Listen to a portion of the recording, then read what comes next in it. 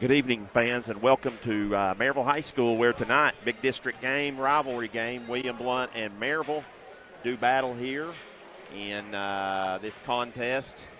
I'm Stan Painter alongside Rob Lotz. Got Tyler Graves here with us, too, so glad that you've joined us here for this contest. Robbie, feeling a little bit under the weather tonight, so... yeah, my throat's a little sore. Other than that, I'm ready for a good... Yep. Two good contests. Well, you're going to take one for the team right here. He sucked it up and has avoided the disabled list, didn't you? Yeah. It was a game time decision and came through for the team. Yeah, we'll talk about this one. Last time these two teams met, William Blount at home, November 30th, lost 64-40. So. And it was a really ugly game for William Blount. It got ugly early. And, they really weren't very competitive. Just couldn't score. And Maryville did a great job. And, of course, Maryville comes into this game, Tyler, 10-1 in the district. They're leading the district. Yep. And, of course, William Blount is battling right there. We'll go over the standings, but they're really a third place with Farragut right now, maybe a half game behind Bearden. Yeah, Maryville's had a great season so far. William Blount kind of struggled so far this season, but still right up there in contention for the district. So this is a key matchup for the Governors if they want to take one back. Well, Robbie, they do have a decent – they've got a pretty good record for the district, 9-3. Yeah. Their overall record is not a lot more over 500. 13-10. So, but, you look at some of the competition there. So they've done well in the district, 9-3. Bearden sets in second at 9-2, and then they're tied with Farragut. So you're looking for that third, fourth, Maryville and Bearden do have to play again. If William Blount were to get an upset tonight and win out, I guess there's a chance, you could jump into all the way up to second place maybe. Yeah, absolutely. Did get some news over last Friday night against Heritage. Did lose senior guard Alex Shepard for the rest of the season with a torn ACL. So it's going to be next man up, and tonight it's going to be Sarah Cagley getting the start. She's a junior. She's more than capable of putting the ball in the goal. But what Shepard brings is, just leadership and being a 3-year contributor. So it's going to have to – somebody's going to have to fill the void of her. Yeah, we were talking, Robbie, off the air right here, and Tyler, you to join in here too. Talking about that, Robbie, I felt like from scoring inside the three-point line, she may have been, even is the most consistent scorer. She wasn't their leading scorer, but she knocked down open shots a lot. Yeah, I'll pull those percentages as y'all continue to talk. And so, Kallenberg and Walker sometimes put up the bigger numbers. And they probably do see maybe a better defender sometimes, or the best defenders. But, Shepard, as we've talked a lot about that, she's the mid-range specialist. Yeah, she's shooting right around 60% from the floor. That's amazing. That's excellent, above excellent. That's about as good as you can get. So I think it's a big loss for them. But as you said, next man up might be by committee. You know what I mean? Sarah Cagley's the first Tilly one. off the bench. Tilly might give us some minutes. So who knows? Myers. She's actually started in the rotation now. But Hartgrove will have to be back in. Yep. So we'll see what happens right there on that as we move forward into the rest of this season. Yes, a couple big matchups as West is taking on Bearden tonight.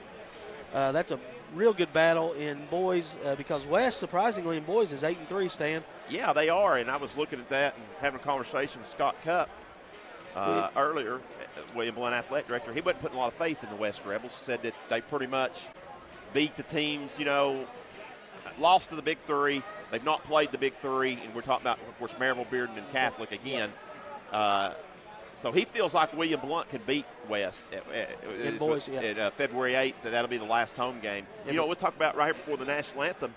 One thing tonight, and then I think they play on the road Tuesday night, and then they end out the rest of the season. The last 3 regular games are at home as well as the district tournament going forward. Yeah. So after maybe they can build some momentum going into that this year, and definitely much needed as they've lost 2 out of 3. So we'll take a short break and come back with the national anthem here from Maryville High School in Jim Campbell Gymnasium.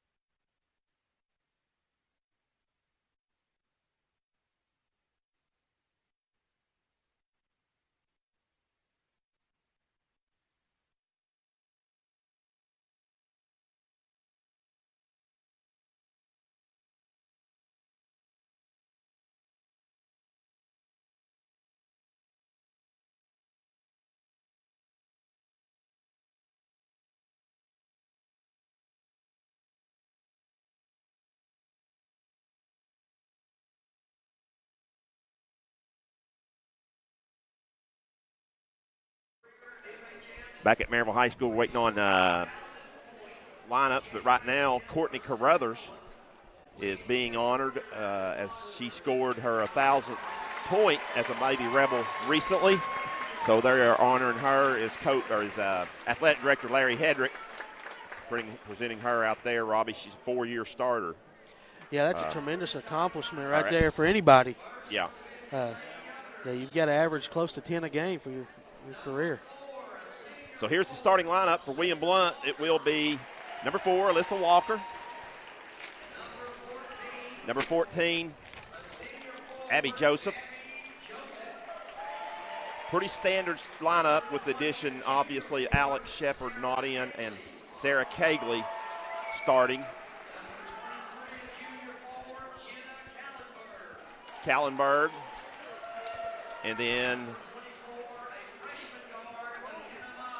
McKenna Myers, the freshman, with the 5th starter right there. So really Cagley in for Shepard. That's the only change for William Blount, Robbie, from the previous meeting, I think. Yeah, coming off of a 14-point loss against Farragut. So this team didn't figure it out Tuesday night. Let's see if they've recuperated in the last 2 days of practice. Gracie Midkiff will get to start tonight. Katie Cunningham, Courtney Carruthers. This has been the biggest player for them this year, Danae Fritz, number 23. And, of course, Lindsay Taylor. She is committed to Furman. Furman, I believe, yep. So we got a Western Carolina commit for William Blount, a Furman. They're in the same conference, Robbie, so they'll have some battles. Alyssa Walker. 8 years. Well, actually, no, I know they played middle school against each other, so this is going to be a 10-year rivalry between these two girls. By the time they graduate college or their eligibility's up. So Reno Hall throw it up here, veteran official. Tossed it up. A couple younger guys with him tonight. So I'm not familiar with their names, but I've seen them both. So Reno's been around a long time. Yeah, Reno's been to state twice in the last probably 12 years that I know of, representing our district. He's one of the better ones in this district. As we're up ball tip, grab for. Kallenberg comes out, the horn blows, but I think that was an inadvertent blow there. William Blount will control it, and Maryville opens in a 2-3 zone. Myers attacks. Myers gets in the lane. They're going to get a travel on her. Lost her footing there. She got bumped.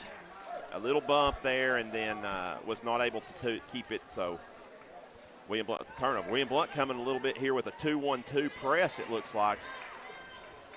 Full court. We did not see this. They get it in the middle to Taylor. Short on by Cunningham. Air ball. So I think that might have caught Maryville a little bit by surprise. What a as crossover. Kallenberg gets over into the lane, shot no good. Rebound, fought for. And it's going to get a tie-up as it looked like Fritz goes to Maryville. Yeah, Fritz got the rebound, but Joseph was able to get down there and tie her up. And as Tyler said, the alternate position will go to Maryville. Maryville's got good ball handlers. We'll see how this press works. Yeah. They beat it twice easily. Well, sometimes the press is to slow things down too, though, Robbie. Now, as Cunningham gets a wide-open three in the corner and drains it. You don't want to do that. I'm not sure if William Blount, once they got back in half court, got matched up or got into their half court defense as Myers penetrates down. She's got a switch she can take advantage of. Now Taylor switches back. Now here comes a wide open three by Cagley. Good. There's the answer. Yep, so Sarah, that's a good sign right there, Robbie. Get her going good. We know she can play some offense. There's a deflection. And there's a tip, and it's out of bounds. Going to be, that is a terrible call. What is he watching?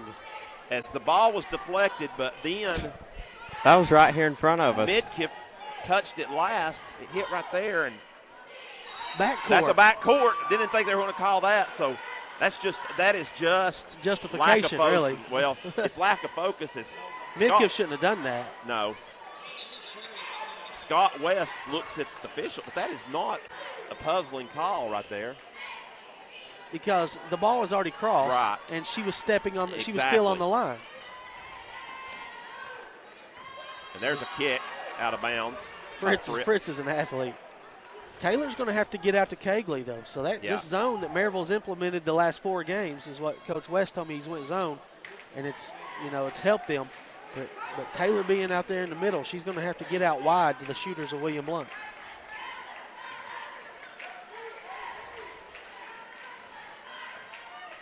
And ball is tipped into rear court, but Myers gets it back into front court, gives to Kallenberg. Kallenberg almost walks, instead gives it over to Walker.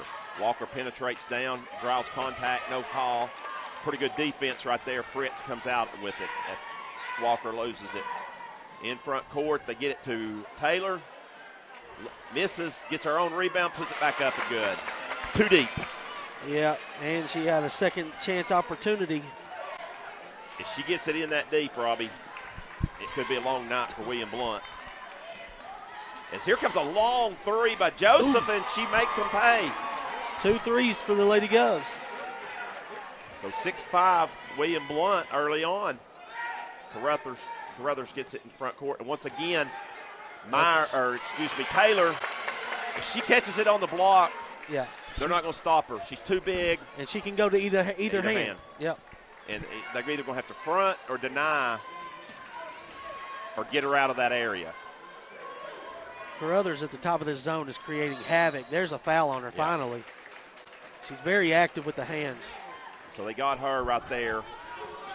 First foul. Team first. So 3 minutes in, we got our first foul. William Blount will get the basketball under the basket, trailing 7-6 early on. As Kallenberg almost travels again, instead gets it to Myers.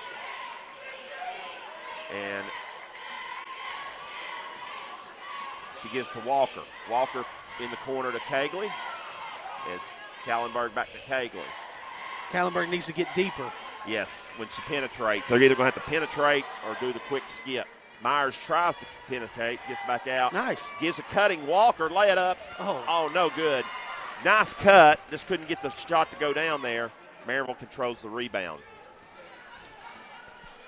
And then here comes a wide open shot by Fritz. You can't leave her open either. It's today's first shot. 2 wide open threes so far. Yeah, that's cost William Blount 6 points. Yeah, retreating in the zone, they got to find the shooters. As Kegley's going to get a quick 3, and from the corner this time she misses everything, goes too long. That's like a turnover, because here comes a fast break. And there's a kick by Walker. Yeah, and that'll stop the play. Yeah, Carruthers would have got a layup if she didn't kick that. And then we got changes coming up. Vananda and Aloko, yes. And then William Blount had Hartgrove as well as Tilly check in. Tough shot. Nice shot by Carruthers. So that's hard. You can't defend that. Nope. We've had 4 scores. It's Carruthers' first 2. Tilly breaks the press. There's numbers. They need to attack. Nope. Yeah, should attack right there. Instead, Kallenberg with the 3 is short. And Vananda gets in the rebound for Maryville. Oh, they hit the streaking Taylor. Nice transition for Maryville. Poor transition defense for William Blount. It's Tilly back over to Walker. As William Blount finds herself down 14-6. Walker's going to penetrate it. Draws contact. She went right into the chest of Lindsay and will draw the foul. So Lindsay's first, team's second in the act of shooting, though, so Alyssa will go to the line to get her first points of the night. Lady Govs trailing 6-14. Up and in on the first.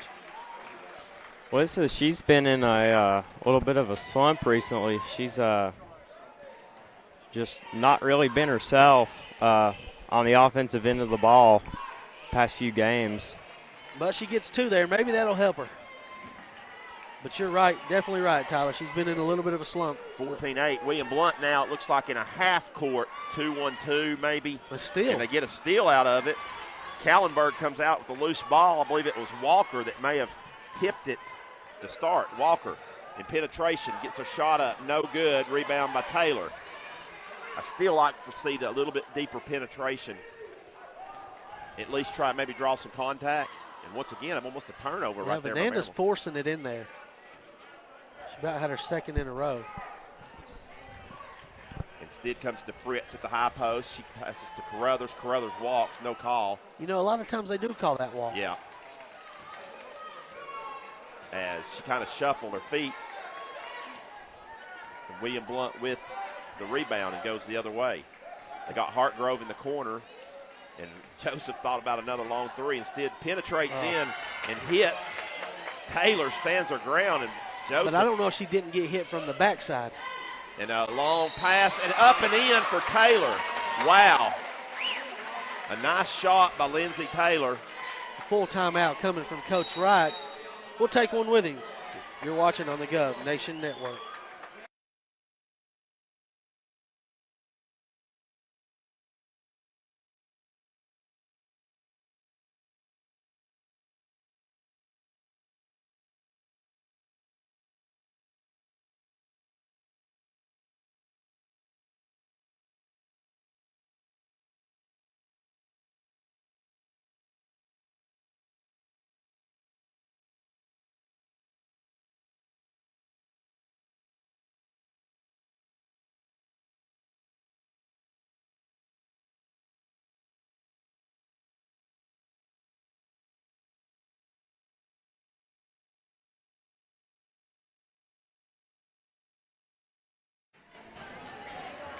Back at Maryville High School, 2:25 to go here in the first period. Maryville on top, 16-8 over the Lady Governors. As Taylor makes a nice transition layup and draws the foul right there. Robbie, I think that was on Joseph. Yeah. Stan, did you look at the AP rankings? Is Maryville number 2 in both boys and girls? I think so. Okay. Completes the three-point play and gives her 9 first-quarter points. And that can't go that way, Tilly. She needs help. Now she gets it to the center, Callenberg. Hartgrove. Never saw her. Yeah. So they finally get it to Walker. Joseph thought about another three. Here it is. Gets to Tilly. There it is to Hartgrove. Hartgrove passes up the three-point line. Pass was just a little off. Yeah. Kicks it back out to Tilly. Walker into That's the lane. Oh, she drew the foul. And then put back by Callenberg. As they're kind of letting stuff go tonight. Yeah. So Maryville back in front court. Bananda. She traveled. Well, they shouldn't be able to get that pass in there. I'm just telling you. So rebound though, a lot of contact. You're right. They are letting a lot of stuff go. As Walker gets it, they got numbers maybe. Instead, give it out to Joseph. Joseph gives to Tilly. Back to Callenberg. Back to Joseph. Here comes one from the top of the key. Good. Nice ball movement. So William Blount with a little bit of a rally, 17-13 with 1:20 to go. It was good ball movement, and then Abby knocked down the shot. Stan, I was kidding with Todd before the game. I said the over-under might be 56 points. The way they didn't barely get to 30 on Tuesday. But so much for that. They've got 30. As Walker intercepts the long pass, another turnover from Bananda. Scott West has seen enough of that. He's going to get Carruthers back in, I'm sorry. Here comes Walker with a big three ball. Ooh. Good. Money. Timeout. Scott West is going to say, we need to talk about this. 48.5 to go in the quarter. Let's take a short break. We've got Lady Govs has battled back to within 1 on Gov Nation Network.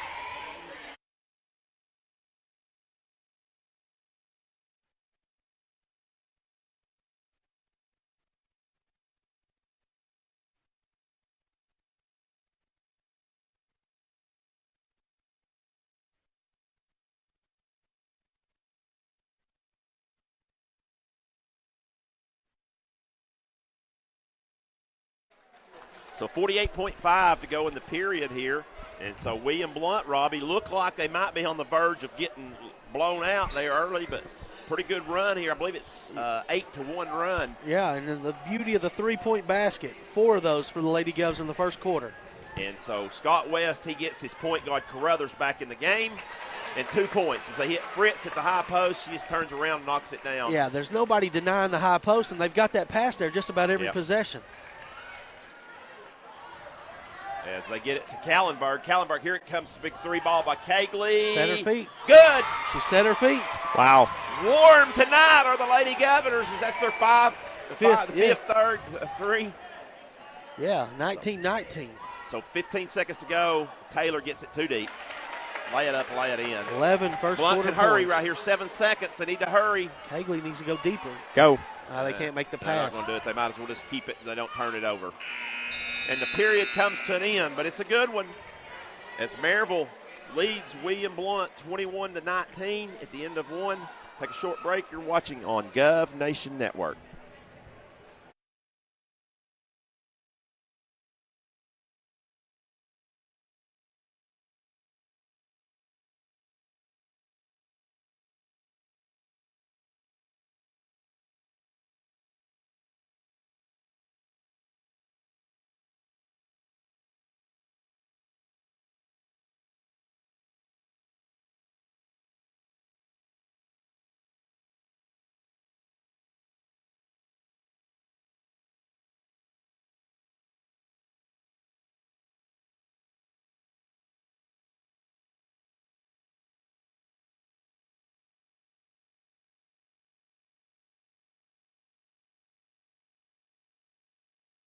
Set for second quarter action. It'll be William Blount's ball out of the period, and pretty good period, Robbie, for the Lady Governors. They hit 5 threes. Yeah, I'm sure scoring 19 points is the highest points we've scored probably since Christmas. Well, the first time these two played, I don't think William Blount had 19 till sometime into the second half, did they? Right, the score was, they finished with 40, and they had a good they had fourth quarter. I think they had 13 at the half or something like that. But as something to build on. Yeah. Walker will bring it in. Going to have to get some defensive stops at some point, but that's the second foul on Courtney Carruthers. Yeah, they've not called many, and they've only actually called 2, or actually 3 now, yeah. Lindsay's got 1 and Courtney's got 2. So she's got to play without fouling the rest of the half because Fernanda's got turnover problems. Yeah. Of course, Fernanda just a sophomore. As Kegley gets it back, now gets back to Walker. They reset against this zone. Tough Walker shot. just inside. Did it get deflected? No, they said it did not. So Todd's asking for a tip. No, yeah, He said that's either got to be a foul or a tip. I'm agreeing. and there's a kick. We know that, but I don't see how Alyssa would shoot that off of a shot. Reno is getting the wrath of Todd Wright as he sits there, and I think he got his point across. Reno, a good listener. Oh. Carruthers penetrates in, shot no good, but no backside that's rebound. an illegal screen by Irvin. Lay it up and in by Katie Cunningham. She kind of hit a pick there, but it was a moving pick, right? Yes, on the box out. As Walker gets it to Kallenberg. Here comes a long three by Joseph. Woo! Good. Money. Abby. Deep. Any more deep, and Abby would have been on the Maryville bench over there, Robbie. Yeah, she'd been over there in Campos's spot. 23-22 your score. As William Blount hanging right in there. And there's a foul by Myers. She's trying to beat her to the Yeah, spot. she I was. like the way we're putting more pressure on the ball, exactly. though. But Lindsay Taylor's not in. You'd actually almost want Irvin Right. to catch it down there. First foul for McKenna.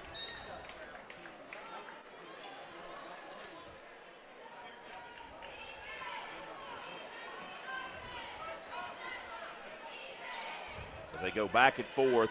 Better get on Mickiff. Here goes to Carruthers. Carruthers going to skip it in the corner Baseline.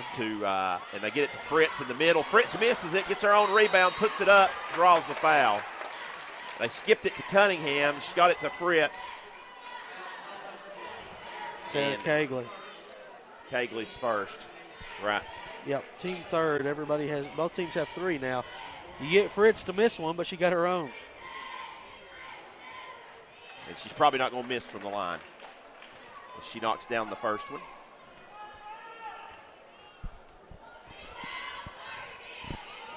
A Jeekster. Good job. In and out. So it worked. As Walker gets into front court with it. So William Blount the chance to tie or even take the lead. But an errant pass goes out of bounds. Turnover, William Blount. And Kegley, if that's a good pass, Kegley may come down and be able to get that shot off, Robbie. Yep. Yeah, just got it. Fundamentals, got to catch the ball. There's the skip over. Cunningham with it. We're going to run the point now. Carruthers over on the wing. Fritz pops up to the top. Back to Carruthers. Blount staying in their zone. Carruthers with a three. Good. That's why she's a 1,000-point scorer right there. Yeah, she's a tough shot maker. That was a step-back three. Might see Jimmy Harden do it, but you don't see a lot of girls doing it.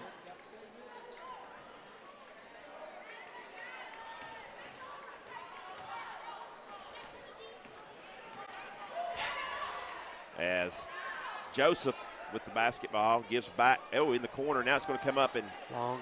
Oh, off the glass. The bank opened late here on a Friday night. That's 5 for Jenna. She faked the pass over to Myers and took it herself. So Kallenberg with the score. Here's a nice backside pass, but Cunningham blows the layup. Point blank miss right there. And here comes Blount with another chance to tie or even take the lead. Move it to Walker. Here comes Walker for the lead. Oh. No good. Tipped around. Fritz almost tipped it in. Yeah, she about did. Metcalf gets out of there for Maryville. Here comes Cunningham in front court. Picks up her dribble, gives to Fritz. Fritz from outside, no good. Rebound, Cagley. Fritz has missed 2 in a row. So Blount within 2 here. 4:40 to go. As Walker walks it up, gives to Myers. Here comes Myers with the 3 ball. And my in goodness. And out as Todd Wright just shakes his head. Half the ball went below the rim. How does that come out? Fritz catches at the elbow, gives to Carruthers. Carruthers with a long 3 again. That's just so good. Yep. It's hard to defend. Yeah. And that ball is just barely nothing but net. Barely touching any net. Here we go. In front court, Cagley.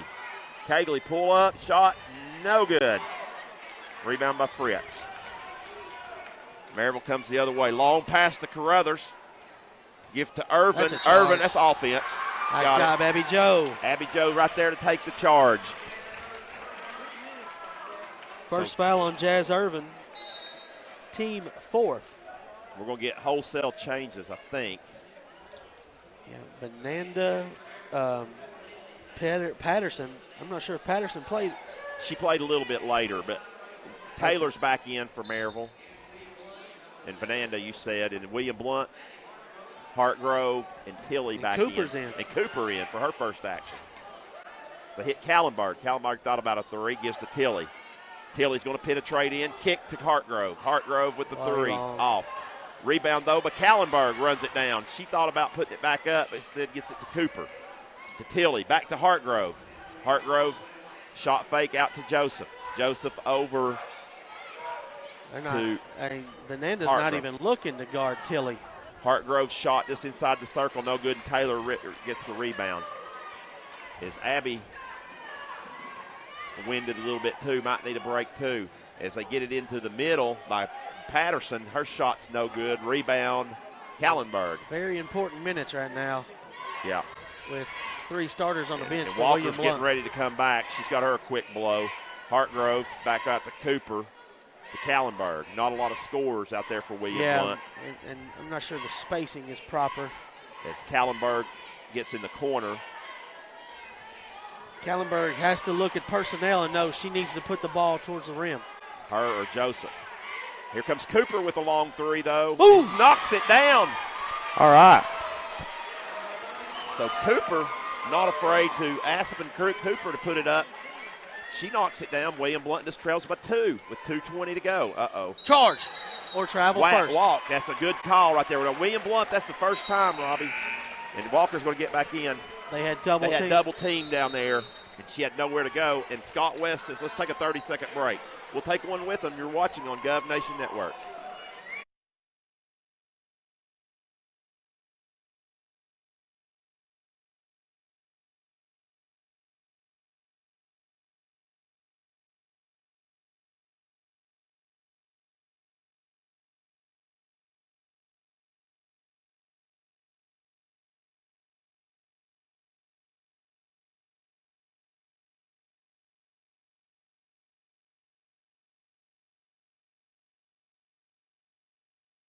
.222 to go in the half, and Blount has stayed with the Maryville Lady Rebels 28 to 30. They trail by 2, but they have the possession here on the turnover by Taylor.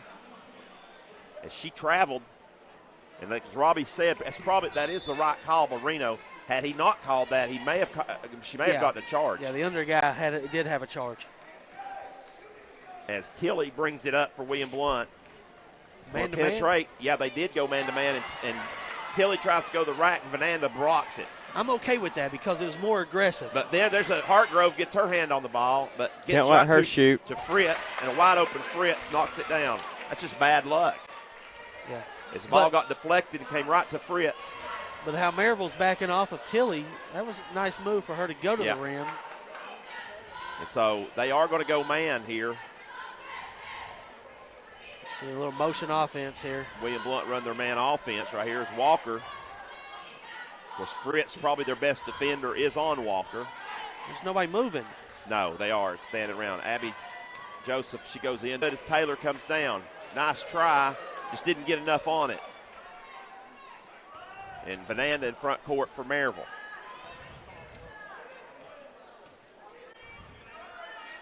She turns around to Fritz. Fritz makes another one. There's no denial and there's no ball pressure, so it's an easy pass. Yeah, you can't just leave her right there. And if she does, William Blount's going to help up. She's got the dump down to Taylor. Coach Wright's got to make some type of adjustment on that. 34-28. Here comes a cutting Kallenberg. She tries to beat Patterson. Fall away, no good. Rebound by Taylor. She gets out to Metcalf. Metcalf hitting Fritz on the transition. No good. Ball's tipped around. Battled forward. Tough luck. Goes off of William Blount out of bounds. Alico back in for Maryville getting Metcalf. Cooper checks in for Hartgrove. 43 ticks left before the half.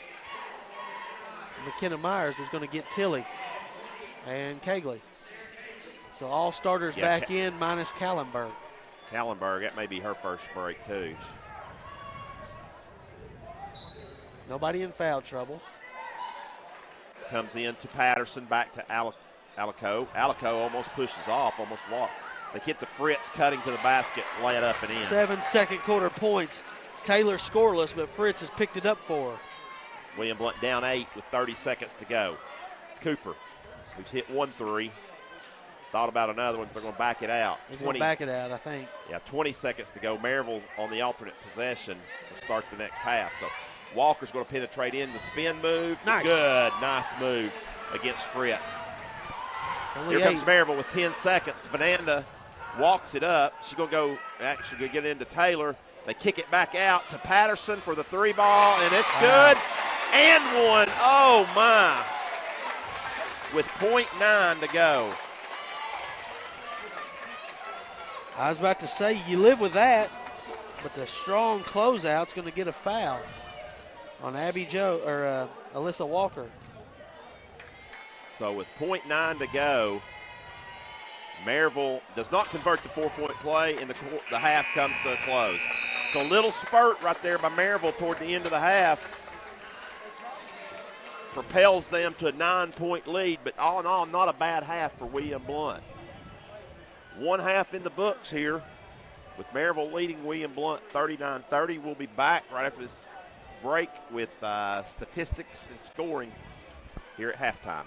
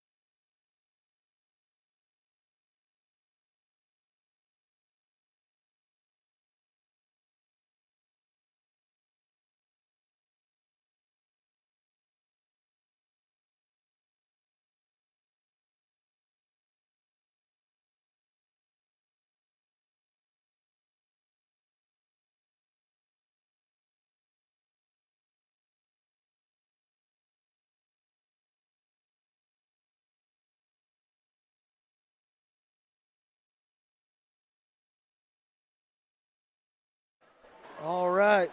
Robbie Lott's back for halftime scoring. Maryville leads on the scoreboard 39-30. We'll go over their leading scorer in the first half. It was Danae Fritz with 12 first half points.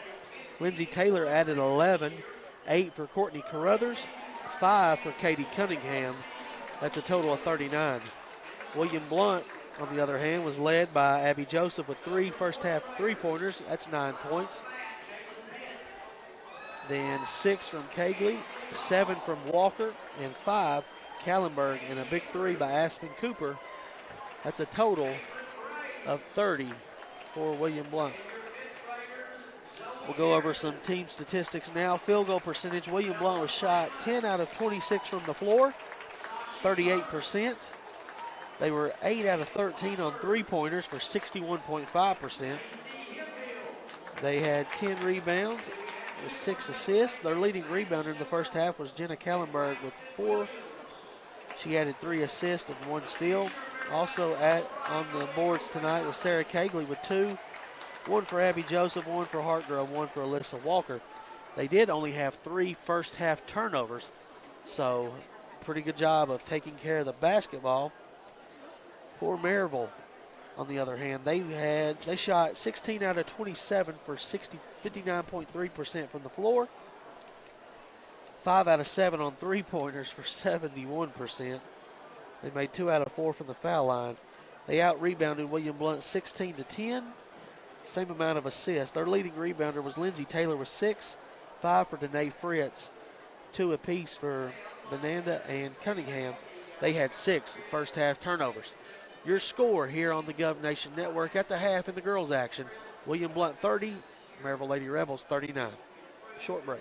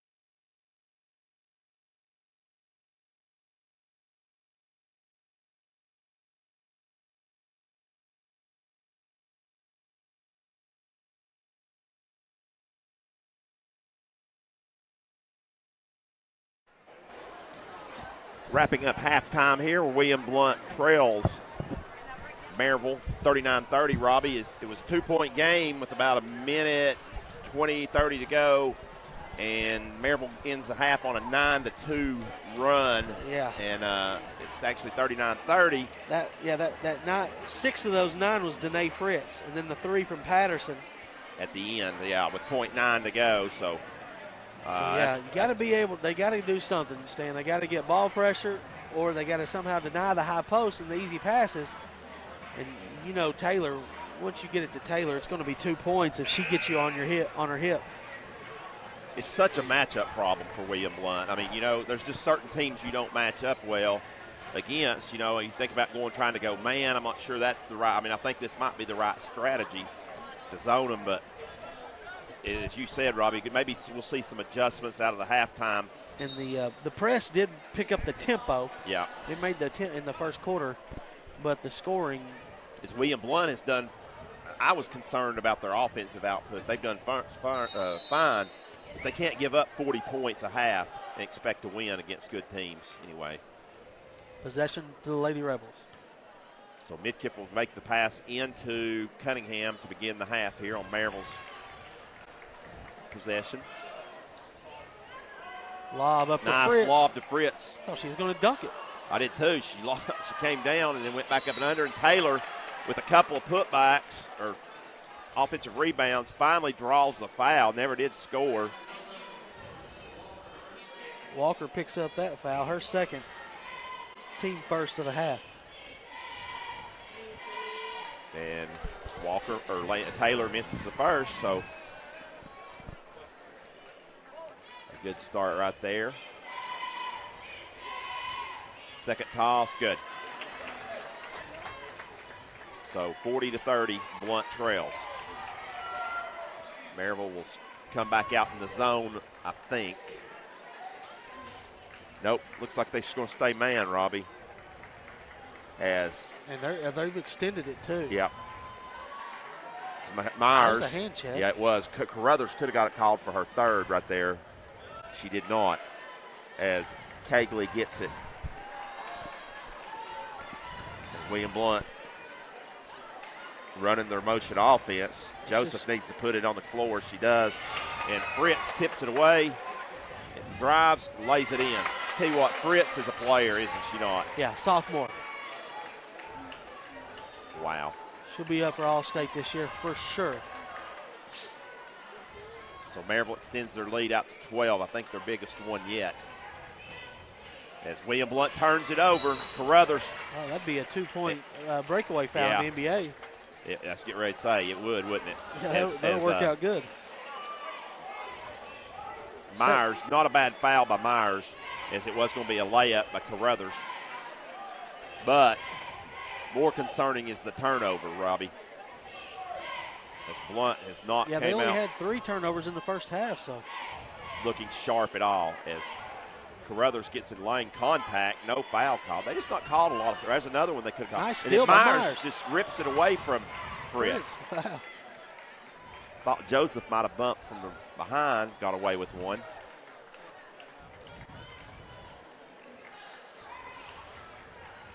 Carruthers is such a good defender. She anticipates where you're going. Got a hold on Cunningham, maybe? Yeah, I guess so. Reno down there underneath. I guess she was fronting her. That's usually what he motioned. What you see is an offensive foul when they try to pin somebody. Out, yeah. But first foul. There's a run through by Cunningham. So Cunningham picks up 2 quick ones, doesn't she? Yep. Her second, team second. So she's got them both and picked them up in the last 3 seconds. As Walker was going to have a 3, or look at a 3 anyways. So Blount now this time having trouble getting it in. It finally comes in deep to Kallenberg. She gets it to the posting up Walker. Walker thought about a post move on Cunningham. Kicks it out to Kallenberg, whose 3 is no good, and Taylor rakes away the rebound. Cunningham catches it on the baseline, gets contact. Nice steal by Walker. She comes sprinting from behind.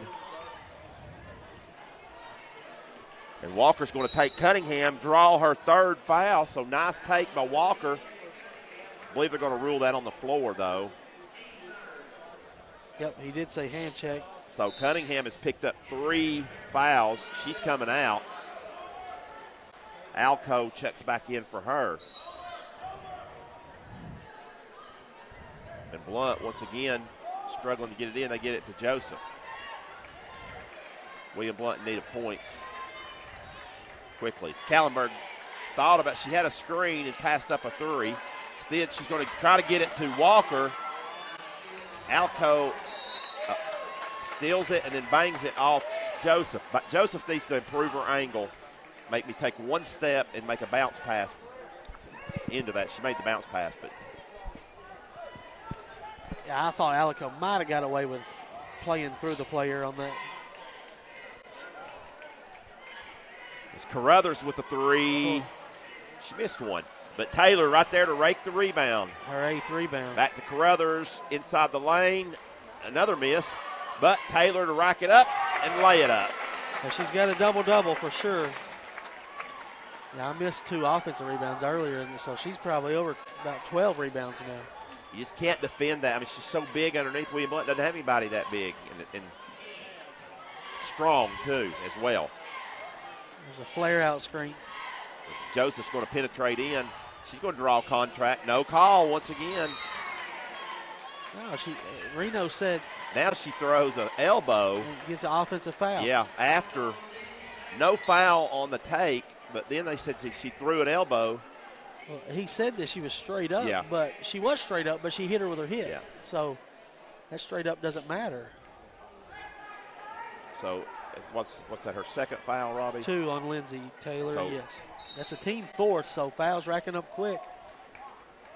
It's an opportunity for William Blount to get back in the game. Yep, to get to the line. Myers bounce passes into Joseph. Joseph turnaround shot. Woo! Good. Nice fadeaway by the Maryville College commit. Yeah, right. We didn't talk about that. Is that? We did in the last broadcast. Okay. We had her on after the game. Okay, that's right. I thought it was this week, but it was last week. And a nice 3 by Carruthers. Her 3rd. And Maryville balloons the lead out to 15, 47-32. We got 3 people now in double-figure scoring. Myers, nice take. Can't finish, but right there to clean it up is nice. Walker. Misses the shot, though. Carruthers rebounds. Maryville may have numbers right here. Good deflection nice tip by Myers. But it goes right to Taylor. Lay it up, lay it in. And it's starting to fall apart for the Lady Governors, Robbie, right here midway through the Maryville's third. got a lot of weapons. Well, they're 10-1 in the district, and I still don't see how Farragut beat them. Yeah, and actually could have beaten them twice. They about beat them twice. 21-1, staying overall. That's crazy. Number 2 team in the state. They do have another matchup with Bearden, though. As Kallenberg posts up, turnaround hook shot, no good. And Taylor with the rebound. She's getting close to 15 points, 15 rebounds. Vananda checked in the game to Carruthers. Hits the cutting. Fritz back to Vananda. Vananda's going to try to get in on the three-point action. No good. Rebound by Kegley for William Blount. Walker brings it up to Joseph. Joseph's going to go to the rack. Draw the foul from Fritz. Yeah, she blocked it up top cleanly, but she hit her with the body. So 2 shots coming for here for Abby Joseph. First foul on Fritz. Abby Joseph has 11. She's got the team high for William Blount. Jim's filling in nicely, Stan. It should be a good crowd for the boys. As William Blount will try to find a way to stop Mr. Joe Anderson. Comes in averaging 22 points a game. And he put on a clinic, scoring 21 in the third quarter against William Blount last time. Yeah. So stay tuned for that as William Blount will try to find a way to pull the upset over here in boys action as Abby makes both. Give her 13 now.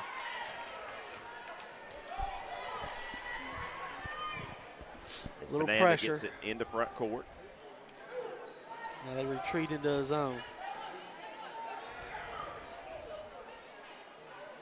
As they get it in the corner now to West, who's checked it. Taylor West checked in. Ball's deflected out of bounds.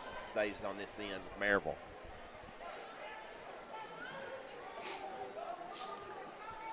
Fernanda dribbling up top. Maryville just not really look like they're in a hurry. Why should they be? Up 15 late in the third. Reverses back to Fritz at the top of the key. She goes between her legs a couple of times. Almost loses her dribble, but nice to heads over to West. West to Fernanda. Fernanda penetrates in, picks up her dribble. Alco says, let's set it back up.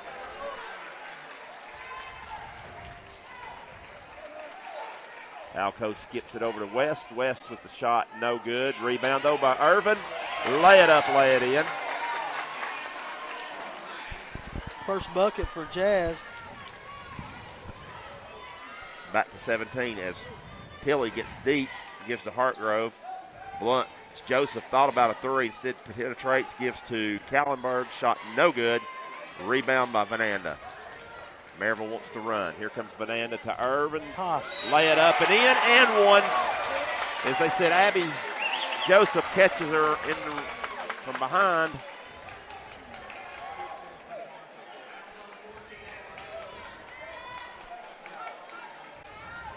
Second foul on Abby. So Blount down 19 with a minute 32 to go. Make it an even 20 as Irvin completes the three-point play.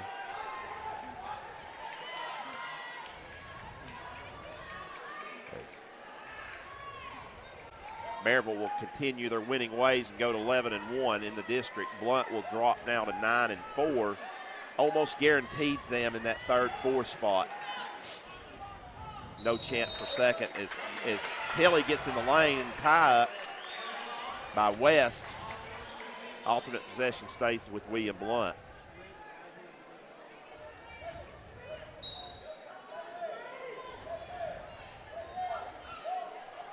Kicks it back out. It's to Tilly.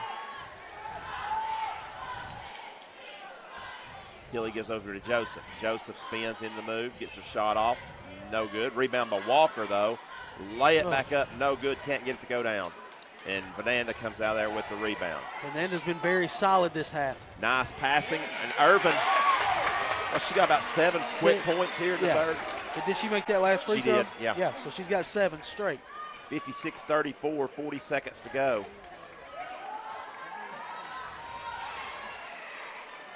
As Joseph with an air ball on the three. Here comes a run out for Fernanda.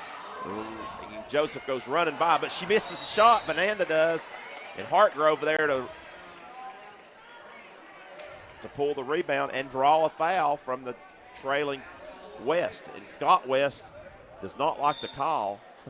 I think he wanted the call on. Yeah, Abby did. I think Abby got away with fouling Fernanda on the run by. So we'll take it as we're in the bonus rest of the way, but 22-point deficit. Inadvertent horn again. Well, they let the clock keep ticking. We'll see what they do with that. It's not a major issue. Nick White over there on the clock. Is that who that is? Yeah. Well, no, he's not on the clock. He's on the PA. Yeah, okay. Yeah, that's right. The lady in the gray shirt's on the clock. She's been doing it a long time. As Myers gets a three off, no good, and a crashing rebound. I don't know how you call it. They called it on Walker. Could have called it on a bunch of people. I mean, it looks like about 4 of them crashed together, but goes against William Blount with 9.6. Maybe that was from Scott West's conversation. As Taylor West going to get a long three off, no good, short, but Alco's put back, no good. And the third quarter comes to close. Blount gets outscored 17-4 in the third, and pretty much adios to them for tonight. End of 3, your score, Maryville 56, William Blount 34. You're watching on Gov Nation Network.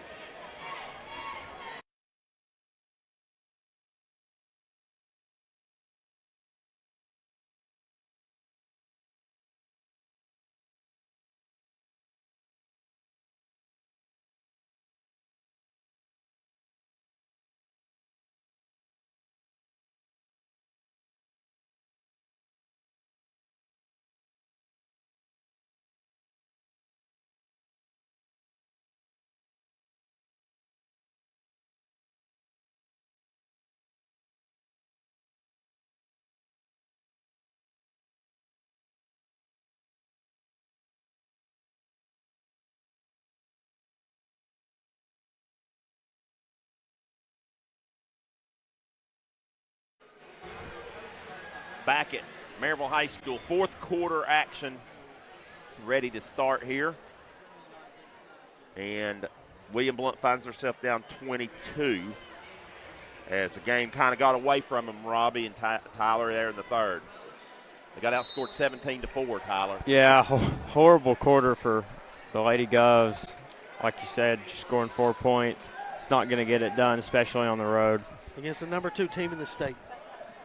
So here Maryville comes, and William Blount tips it out of bounds by Walker as Metcalf tries to get it.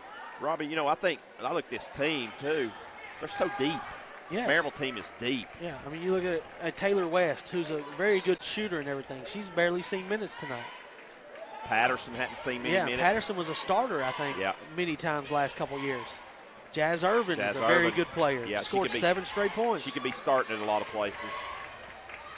Like the school that her middle school fed? Yeah.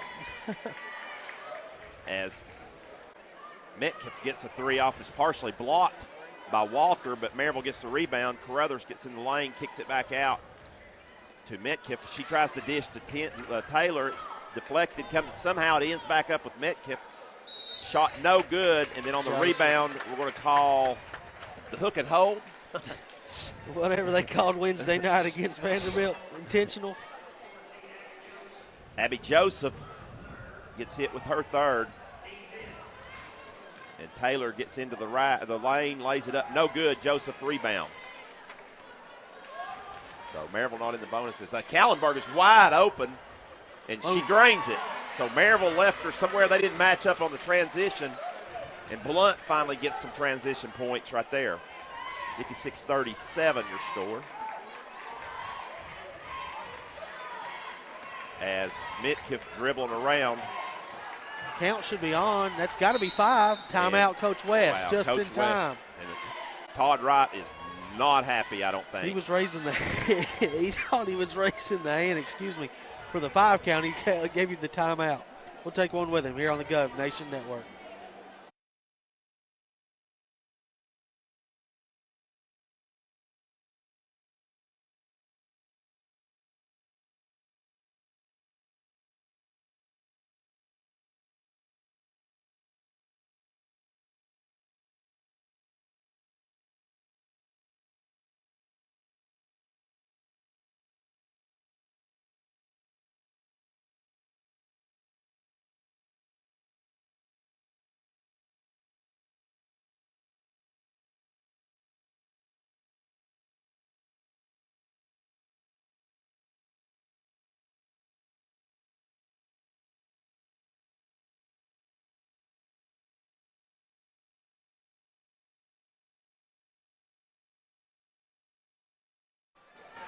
Back at Maryville High School, 6:42 remaining here after the timeout.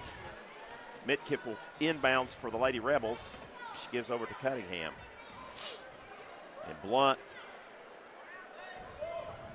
is trying to match up, aren't they? I believe man-to-man. Yeah. They're not really sure who's good. Now they figured it out. Of course, Maryville not in any hurry right here. Why would they be with a 19-point lead? Taylor's posting up, wanting the ball. They don't get it to her. Carruthers is going to try to penetrate into the lane. Draws the contact. Doesn't get the shot to go down, but she'll shoot 2. McKenna Myers has done a good job. She's forced Carruthers into some tough shots. But Carruthers has made them. She's got 11. This will be point number 12 if it goes. It doesn't. She'll have one more. Really, the only thing Maryville's not done great is shoot free throws.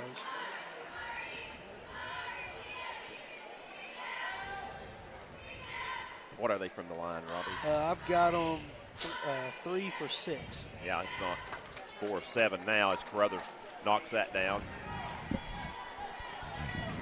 And they have a 20-point lead in the final 6 minutes here. Remember, the boys contest will follow as Carruthers gets hit with a touch foul. And I believe that'll send McKenna to the line here. Well, McKenna yet to score tonight. So she'll have a 1-and-1 opportunity. As Myers goes to the line here, and I believe that's Carruthers' third. Yes. Which is a non-factor this late in the game with a 20-point lead. But Next game for the Lady Govs will be Tuesday night. At Fulton. Yep, we won't have it. But we will be back next Friday night at William Blount. It's Lenore City. We'll travel to William Blount. We'll have that broadcast for you starting a little bit before 6. What a catch. Yeah, Taylor gets it in. Cunningham. Maryville just going to play a little. Reno's got the count on. Yeah, he did. And Cunningham broke it nicely. Taylor just inside the free throw line. Why not, she says. She's having a great night. 17 points for Lindsay. William Blount's passed up a couple of those shots that could shoot. Joseph, a lot of contact. Whoa. She just ran over Cunningham. And they hit Walker underneath, lay it up, lay it in. Yeah, there's a lot of contact right there. Taylor was bumping her, and then Joseph kind of took it out on Cunningham, I believe. Yeah. As Abby won't back down from anybody. So officials need to make sure they keep control here in the last 5 minutes. And there's an offensive foul. For sure. Yeah. That was easy. Standing ovation from the William Blount crowd. A little sarcastic. Scott West doesn't like it, but 20-point lead. I'm not sure what he's arguing on that one. Scotty argues a lot, but that one could kind of look obvious.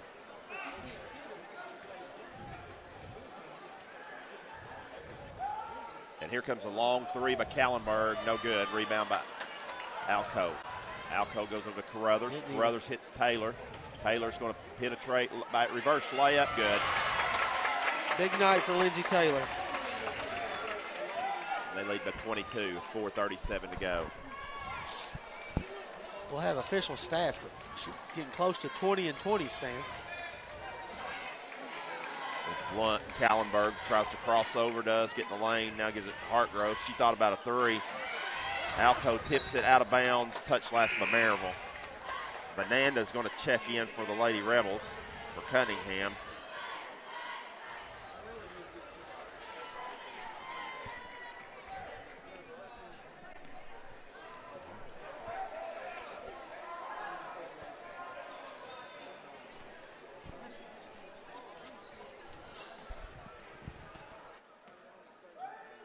Okay. Abby dribbles back and forth up top, and she's going to get a touch foul called on Taylor. Her fourth. 1-and-1 coming up right here, isn't it?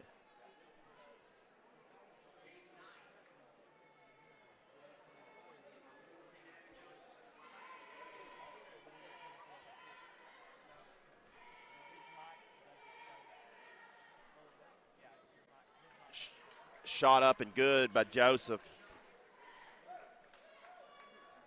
So 61-40. Abby's second. So 3:58 to go here. 20-point game again as Joseph knocks them both down.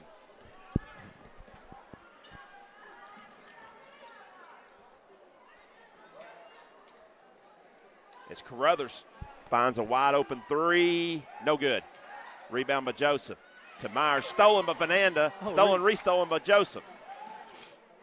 Then turned over in backcourt. Myers can't run it down. So a little rugged play right there for William Blount. Well, both teams actually here in the last 3:32 in a 20-point game. Carruthers gets it into Taylor. Taylor, ball's kicked by Walker. Possession will stay here with Maryville.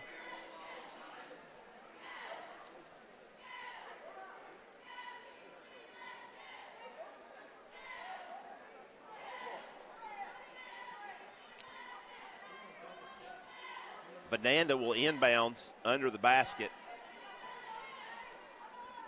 Wants to hit Fritz. Instead hits Alco way out the half line.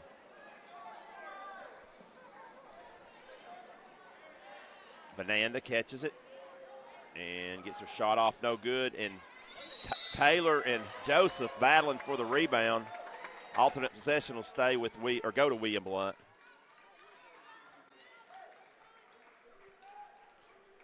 So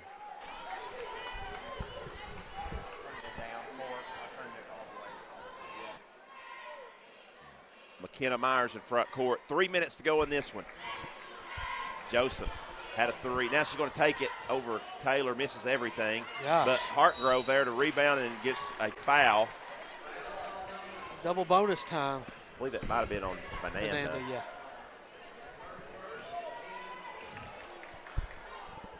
Hartgrove looking for her first points. 2:59 actually to go in this one. Good by Hartgrove. Robbie, go to Fulton, non-district game. End up with Lenore City, Hardin Valley, and West. So Blount could win out. Yeah. Yeah. And hopefully that'll, like we said in the pregame, will build momentum hosting the district tournament. And they'll have to play their way in. You know, they're not going to finish in the top two, you don't think, after losing tonight. As Fritz breaks the press into front court. And Fritz with a long three. Good.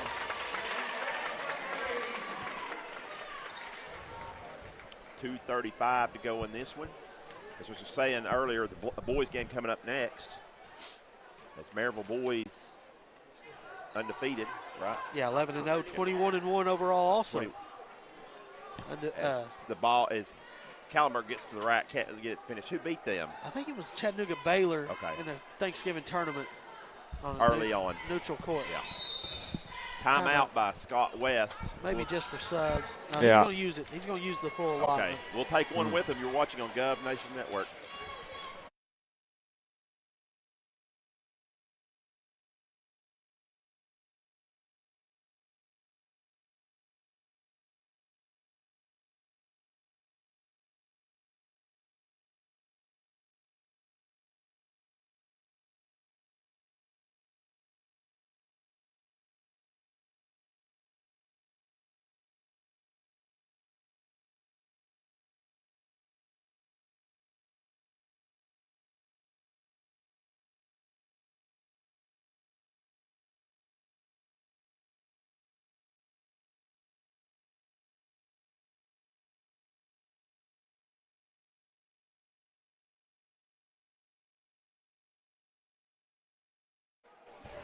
.211 to go here in the contest.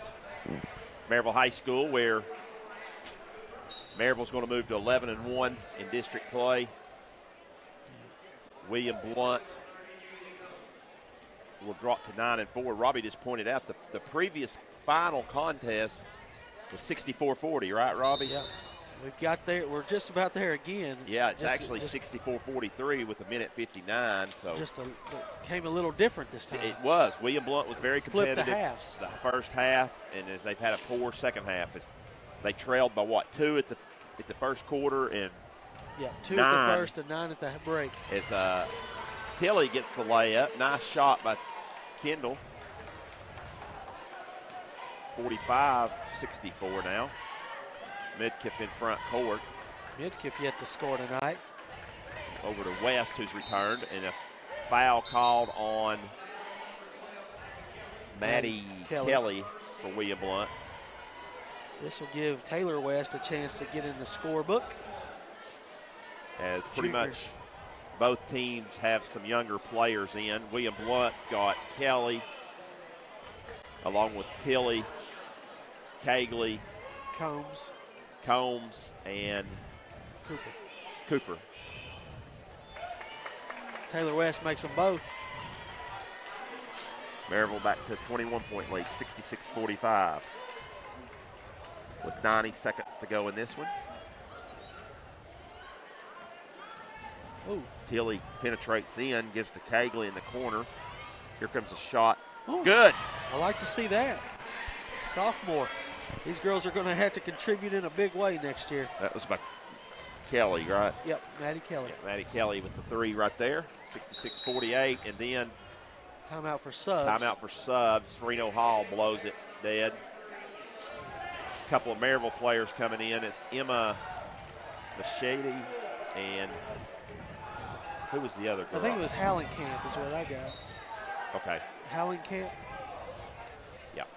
So opportunity in the last minute here to get them in. West catches it for Maryville, penetrates, lays it off the glass, no good, but draws a foul. So Joe Anderson, Robbie, went off in the third period against William Blount. Yeah, single-handedly beat William Blount, I think, in that third quarter, as William Blount had a small lead at the half. And they did.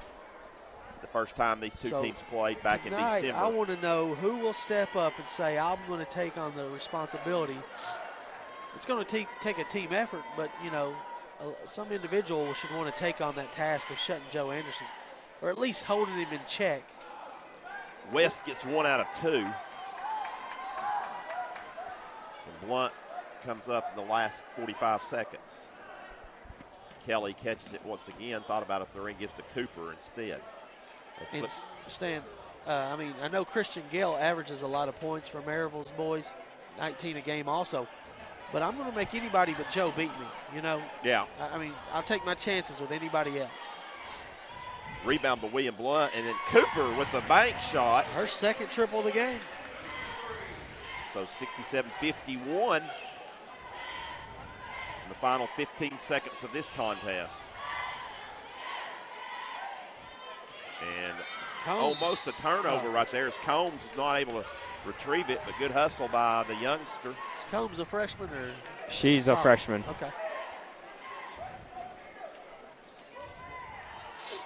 As West catches it in the corner for the three ball ends up being an air ball. Cagley gets it, and the clock is going to run out with Kelly's three-point. And she did get fouled. They're not going to give it to her, though, there at the end of the game.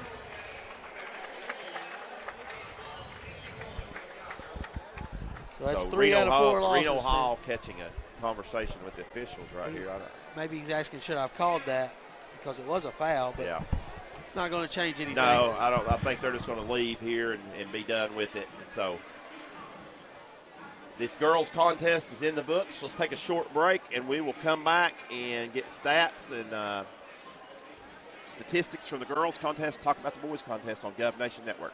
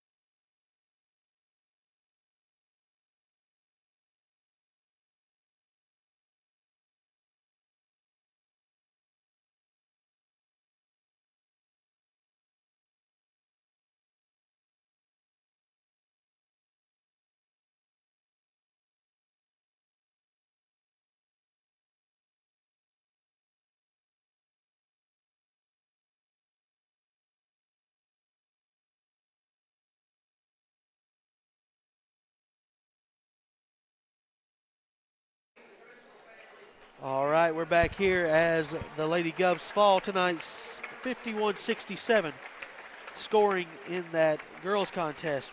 We'll start off with Maryville. They were led by Lindsay Taylor with 20 points, 17 for Danae Fritz, 12 for Courtney Carruthers, 7 for Jazz Irvin off the bench, 5 for Katie Cunningham, 3 for Taylor West, and 3 for Grayson Patterson. That's 67 points. William Blount had 51 tonight on the losing end. Their leading scorer was Abby Joseph with 15. 9 came from Melissa Walker. 8 came from Callenberg. 6 for Sarah Kegley. 6 for Aspen Cooper. 3 for Maddie Kelly. 2 for Tilly. And 2 for Maddie Hartgrove. Team statistics, William Blount shoots 16 out of 46 for 34.8% tonight. And from the three-point line, they were 11 out of 22. Free throws, they did make 8 out of 9 from the free throw line. They had 20 rebounds. Leading rebounder tonight was Sarah Kegley with 5. 4 for Abby Joseph. 3 for Alyssa Walker. 2 for Maddie Hartgrove. Leading in assists tonight was Jenna Callenberg with 3. And Abby Joseph added 2. You get the Maryville statistics real quick. Maryville shot 50% from the floor. 7 out of 16 from deep. That's 44%. Out-rebounded William Blount 32-20, so plus 12 on the boards. They had 10 assists as a team. And Lindsey Taylor goes for 20 and 13 as their leading rebounder. And Danae Fritz had 17 and 6 rebounds. Stan? That will do it for the girls' activities. We'll come back with boys' action. And we'll preview this one on the Gov Nation Network.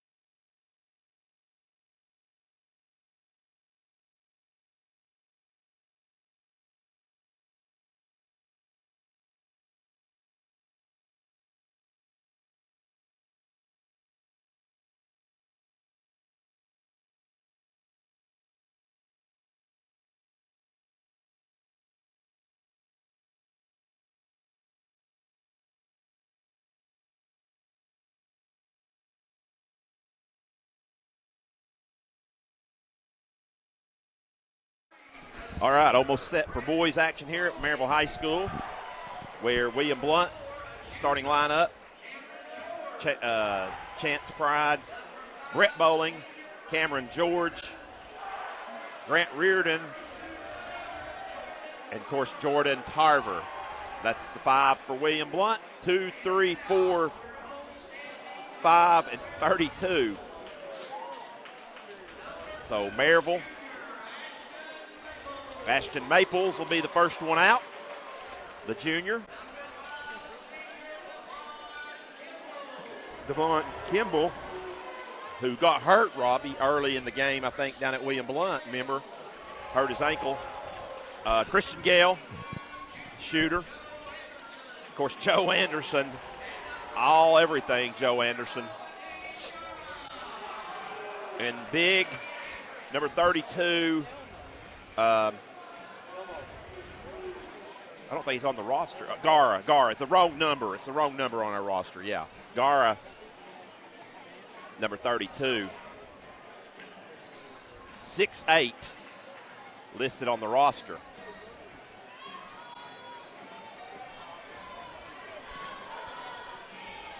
So Gara and Tarver will jump it up. And we are set for boys contest, controlled by Maryville. Joe Anderson will bring it across against William Blount, straight up man-to-man. Maples catches it to elbow, gets it into Gara. Gara turnaround hook shot. No good. Over the back, no call. Got him on the second time, though. Good box out there by Jordan Tarver. Nice start for William Blount. Yep. Gall missing a layup. Maryville's going to pick up full court. Yeah, 2-2-1, and right there, Ashton Maples gets a steal. For the Rebels, they hit Crystal Gale, but Bowling grabs him on the wrist. Yeah, one name tonight, Emilio Cornello will not play tonight.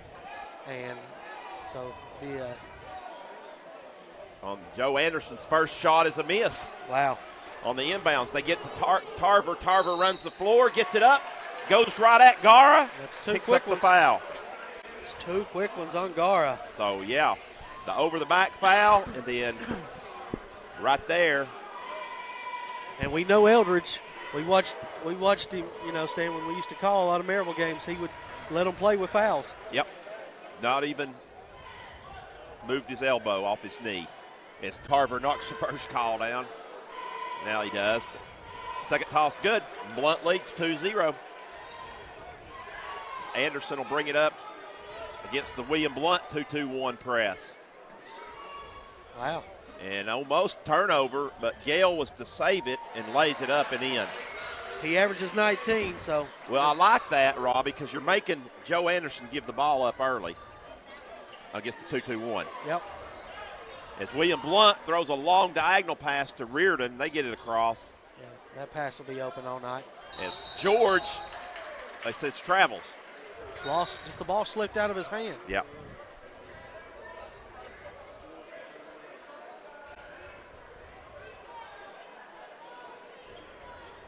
So the inbounds comes, so Anderson will get it back here in the half-court set.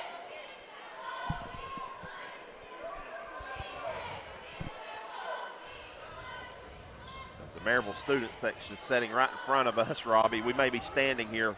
Yeah, it depends on how high up they go. Win this one corner right here, and there's a shot by Gale, no good. Rebound Tarver. William Blount wants to run as they get it out to Bowling. Bowling tries to make a long bounce pass, kicked out of bounds by Kimball. Yeah, if he don't kick that, Reardon. It's a layup. Yep. Reardon would have had a layup. 6:31 to go here, 2-2.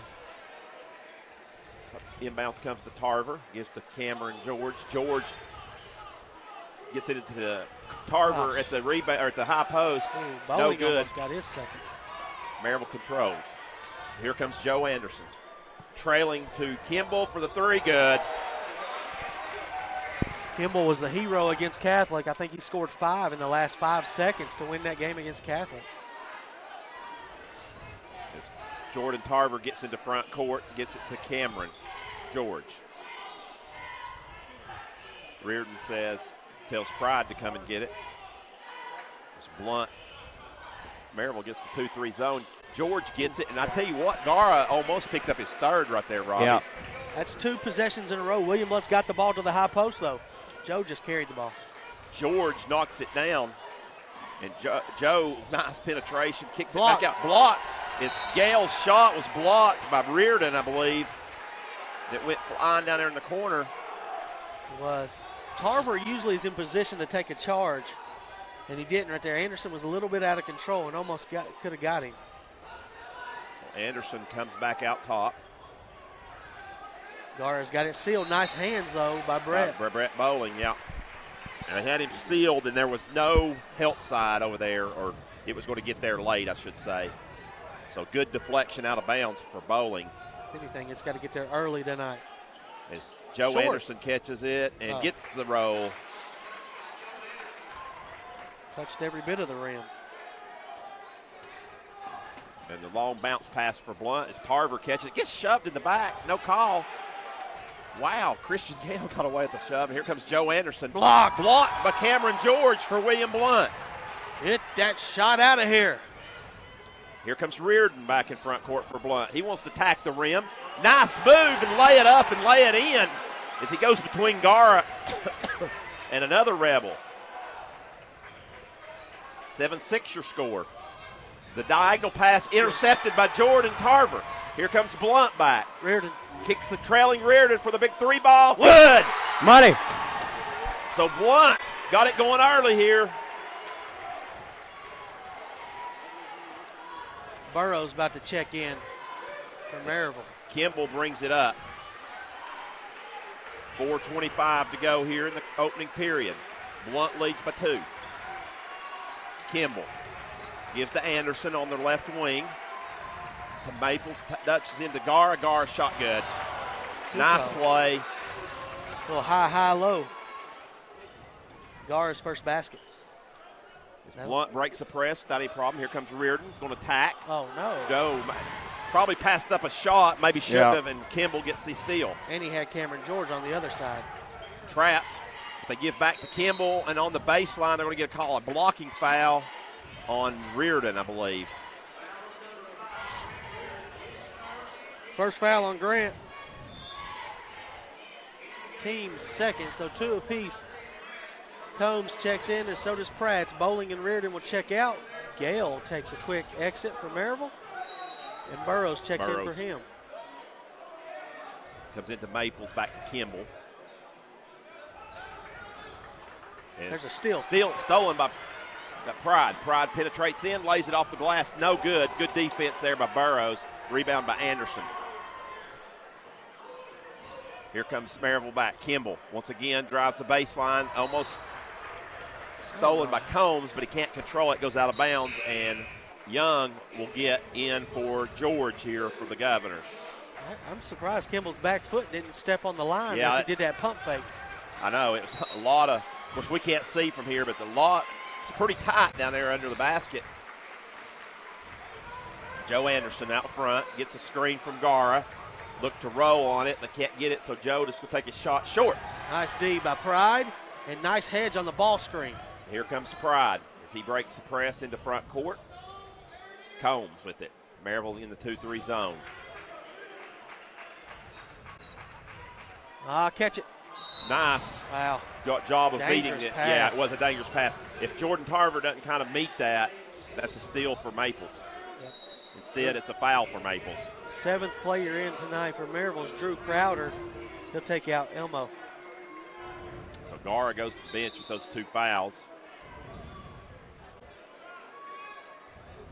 Pride calls out the play for William Blount. 3 minutes to go in the opening period. We're knotted at 9. Blount skips it over there to Pratt, to Pride, and the Pride from the corner. No good. Look. And then Anderson and Pride collide, but Anderson comes out there with it. That's off of Anderson's foot. He threw it out. Oh, wow, what a save. Yeah. Kimball gets it and races into court. To travel. Maples walks. This referee's out of position. Reno Hall wasn't. He got him right there. As I think Maples wasn't sure what to do with it, what he was going to do at first, and failed to put it on the floor. Eldridge told me he'd played 9 in the first half. So far, he's played 7. As Gale checks back in.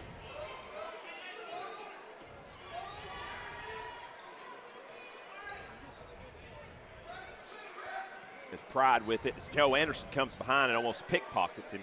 See if Tarver goes up. Pratt's in the corner. Dribbles back out to Tarver. Tarver spins. Kimball, quick hands out there for Maryville between Anderson and Kimball. Yeah, they average as a team, I think, 9 steals a game. Tarver's long three is no good. Rebound by Crowder. Crowder gives over to Anderson. They give it to Gale, who's checked back in, back to Anderson. Anderson with 3 ball from the corner. Good. You just feel like at any point he can just go off. Yeah, I'm not sure why once the pass is there, why you're helping off. As Blount gets it across, Combs gets it to Pride. Students wanted a travel. We're kind of blocked on that. As the ball goes in the corner to Pratt's. Pratt's on the wing. 90 seconds to go in the quarter. Get it back to Pratt's. It does come back to Pratt's at the top. He gives to Combs. Combs thought about a three. Instead, it's going to penetrate on Kimball. Gets in trouble. Throws it off Burrows out of bounds. It'll stay with William Blount. Yeah, fortunate there. Yeah. Crowder read that pass coming to Tarver. Stepped in front of him. It could have been a turnover. 12-9 your score in favor of Maryville. They get it in. Blount gets it into Jared Young, and he goes up and draws the foul. What a heady play by Jared. I believe that'll go. Who was that going to go? Burrows. Burrows. His first. Jared Young shooting like 83% from the free throw line this year. Gets that one. Score now 12-10. Pride checks out for the first time. Reardon checks back in. So it looks like William Blount has played 8. Maryville's win 7 deep. William Blount's win 8 deep. Maples is going to check back in for Kimball this time. So Blount 12-11, just trails by 1 with 1:11 to go here in the period. Blount against the press, or the 2-2-1 press. They make Anderson give it up against the front court to Burrows. Comes back to Anderson. Good job of getting back. Maples catches it, gives over to Burrows. Now look how far off they are of Joe. Yeah. Cannot be that far off. Misses though, and Blount was fortunate. Tarver rips the rebound there for Blount. So Blount can retake the lead here in the last 40 seconds of the period. I think you stay in the offense. Just try to get the best look. Yes. Even though Blount does have the possession arrow to start the second quarter, I'm going to take my first look. Good opportunity. But I think they're running some clock right here, Robbie. Yeah, he sure did. Yeah, they got it down to 18 seconds, so you can almost get your offense in motion now. So they're going to go for try to get the basket and then the ball to start the quarter. Tarver has it. Gives to Combs. Combs is double teamed in trouble, and they call timeout. Probably a good timeout by Kevin Wendell with 6.7. Take a short break, and we'll be right back on Gov Nation Network.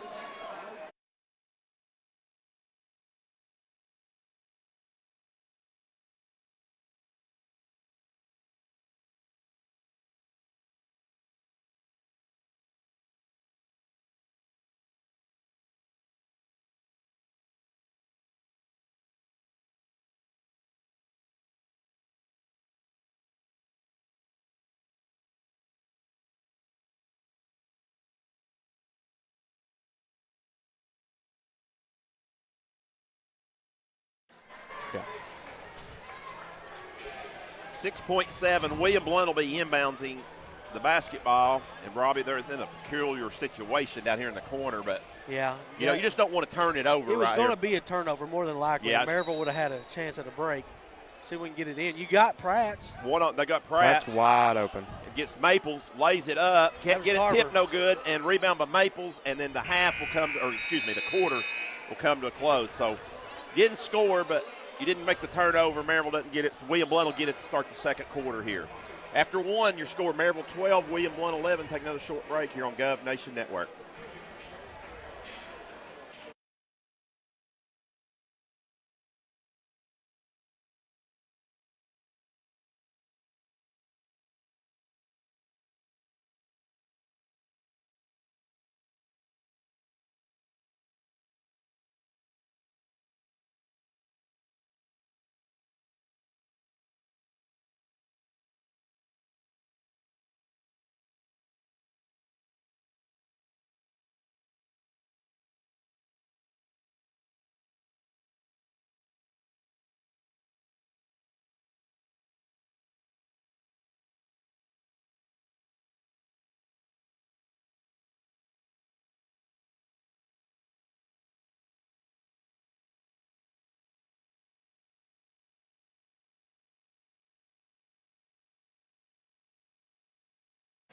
William Blount's basketball to start period number 2 here in a tight contested first quarter, 12-11. And Pride will bring it in front court for the Governors. Maryville's going straight man-to-man now. And a long three, no good, but rebounding is Cameron George. Gets it flips it over to Tarver. Gives to Reardon. Reardon, nice move. Gets 2 Rebels in the air and then lays it in. Cameron George way above the rim for that rebound. Reardon's got 7. He had a big first half at William Blount, you remember. Yes, he did. Like 15. As Christian Gale gets in the lane and turns it over. Bowling comes out there with it, gives to Reardon. Here comes a big 3 ball, but actually they can't get it. That led the pass too much. Out of bounds, turnover, William Blount. Joe Anderson checks back in. Mark saw enough of that, didn't he? Saw 44 seconds too much. Well, I think he was trying to get him a little blow on the backside of the break, right there, just an extra. Yeah, the eighth Rebel to check in is Rice, number 10. Yeah. So Kimball catches it at the top of the key. Reverse it to Joe Anderson. That's a good step out by Bowling. Rice in the corner. Right there, don't step at Maples, but make sure you're on Joe. Yep. Nice move by Live Joe. with that one. As Maples misses the 3, but Kimball there to rebound. Clean and misses the putback, but draws the foul. See if this is on Brett. It is. It's his second. What you do about Joe is you put your best defender on him and you say don't get off of him. Yeah, and sometimes that's not enough. Yeah. Yeah. Kimball hits this free throw. With his skill set, he can go off at any minute, and it doesn't matter who's on him. He's still going to make it. People asking, I got a text about the girls' game. The girls lost tonight 51-67. And what was a very competitive first half, third quarter did William Blount in, though, as they were outscored 17-4. As Blount breaks the press, here comes George with the big 3 ball, no good from the top of the key. You got to make those. You're going to make those if you're going to pull the upset. As Kimball races into front court, hits Gale. Here comes Gale with a big 3, and he drains his. Yep. That's what he's known for right there, Robbie. Yep. He's a shooter. And Blount comes back, and this is another 3 in the corner. Bowling with that one, and Maryville with the rebound. As Kimball gets into front court, here comes Gale again. Good. Don't let him heat up. He's got 8. The average is 19. And here we go, 2-on-1. There's he's going to be easy layup for Bowling and one. As Christian Gale got him on the follow. He doesn't think so. I'm not sure he did either. I know he slapped the backboard and it looked like contact, but I'm not sure. So Bowling gets the basket, and he'll take the free attempt. How many fouls is that on Gale? 1. It's his first. Okay. Yeah, his first. Team 5th, though. 3-point play by Brett. Get him on the board. And Mr. Pratts will take him out for a quick breather. So Blount pulls back to within 3, 19-16. Maryville brings it up against the press. Maples skips it all the way over to Gale. Help side, no help. That time he drove and laid it up. You said, Robbie, no help. And once he beat Tarver, it was easy for him. Blount hits the streaking Tarver. Tarver blows the layup, though. Too strong. Yeah, it was coming flying down the lane was Tarver. Just couldn't get it under control. Here comes Rice with the 3. No good. Rebound by Cameron for William Blount. Reardon. Oh, it's going to lose it. It was tipped. William Blount controls it, though, as George keeps it, gives it to Pride. Blount fans want a foul from Anderson, don't get it, and Pride turns it over. Not sure what the referees were looking at. That's where the ball was at, and 22 clearly fouled him. 4:59 to go here in the second quarter. Blount finds herself down 5. Joe Anderson hits. Gale's going to penetrate once again. Lay it up, lay it in. Oh, no. You don't give him a continuation on that, do you? No, he got fouled on the way baseline. on the floor. I mean, he did get fouled again, maybe, but he blew the whistle. Right, on the original penetration. Timeout, Kevin Wendell right here. It's probably not a bad one. Take a 30-second break on Gov Nation Network.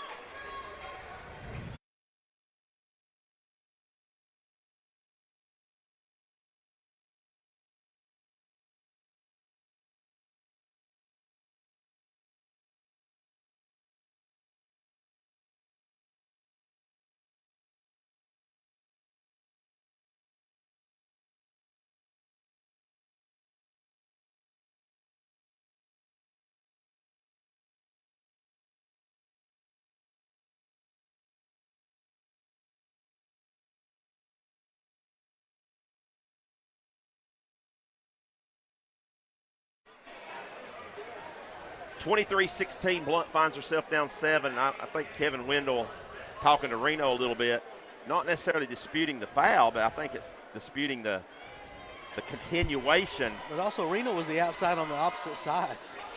As he blew the whistle early. But anyway, Gale makes him pay 24-16. It's 11 in the second quarter. And Kimball, so fast, gets back down, deflects it out of bounds. Yeah, we played 3 minutes and 22 seconds. He's already got 11 in this quarter. That's the thing. He can go off, too, just like Joe Anderson. As Cameron George catches it, nice rotation, but short. That's a foul. Thought that got tipped. Tarver right there to get the rebound and draw the foul. Tyler, did you say you hope it did? I said I thought that one in the corner by George got tipped. Oh, okay. I'm not sure it did. It looked like pretty good rotation on it. I think it was just short, but Tarver's first toss is good. He's got 3 out of 3 from the foul line. That foul was on Kimball, his first. So William Blount's in a bonus rest of the half. Second one's good. William Blount needs to do that. Needs to hit all the free throws they can and get all the breaks they can. Here comes Gale Long. again. That one's long, way off. Gosh. But Kimball right there to lay it back in. Wow. And then Gale goes flying by Bowling in front court, though. He kicks it in the corner. Here comes another 3 ball. No good. But Tarver right there. Lay it back up. And in. Good. Good job by Jordan Tarver. He's all over the glass. We'll get the stats. We don't have them up here now. He got that over Kimball. Here's a trap. As Rice is in trouble. Almost turns it over, but Joe Anderson there to save the day. And then Joe Anderson penetrates in. Here comes Christian Gale. Misses box one. Out by Pratt. Wow. They're going to be a hook and hold. No, there is going to be a foul underneath. Maples. Yeah. As Pratt's will go to the line for 1 and 1. So I saw that. I wasn't sure if they were going to get that or not underneath. When they first started that fronting box out, everybody was legal. Now they've started calling that as a defensive foul. Right. So you're right. I didn't know which way they were going to go with it, but yeah, it was just a face-up box out by Pratt. So Pratt's at the line for 1 and 1. William Blount's earned an opportunity to get back in this game from the foul line if they continue. They've hung around. They've withstood. Looked like Maryville. Gale looked like it was getting ready to go on a big run for Maryville right there. They withstood it, Robbie. Yeah, he's missed 2 in a row. And Pratt hits both of them and pulls the Governors back to 4. And that air ball, I've talked about this with Coach Baum and the Alcoa girls coach before. That's a block. That's a good call. Yeah. Yeah, it was a good call. You can almost shoot yourself cold sometimes by taking those heat checks. Yeah. Like Gale did on that one where he clanged it off the backboard. Well, the next one he had wide open, he just missed. Right. So hopefully, for the Gov's sake, he shot himself cold. As Maples catches it at the 3-point line, he looks to penetrate, kicks out to Kimball. Crowder, who's checked back in to Maples. Maples 3, no good. Nobody boxes out Crowder, and he just goes right down the lane, lays it back in. Wow. Aren't doing a very good job of boxing out. Here comes a 3 by Bowling. Actually, no. Kicks it back out. Here comes Combs with a long 3, back of the rim. But stuck right there for Tarver. Put it up, put it in. It's his second putback. Neither team boxing out. As somebody got their hand on it and tipped it over, I think, to Tarver, but Tarver might have been Reardon. Yeah, made him pay. Maples gets in front court. Blount does a pretty good job of recovery right there. Better job that time and recognizing the personnel. And then they get Joe Anderson, and you just kind of hoping, but you're one pass away. You can't be that far away. if Blount hurries in front court, Combs gives it to Bowling. Bowling gets in the lane, scoop it up and in. Nice jump stop. And then scoop for Brett, and then a foul called on William Blount. That's their one to give. Isaiah second. Isaiah Pratt's. Here comes 3 substitutes here for Blount. It'll be Young, George, and Pride. What was the biggest lead, Stan? I know they were up when Gale 6, went on that run. 6. Was it 6? I think they only got it to 6, didn't they? But 7, I guess, after Joe's last 3. Yeah, that's true. So 2:30 to go in the half. Blunt's hanging around, only down 5.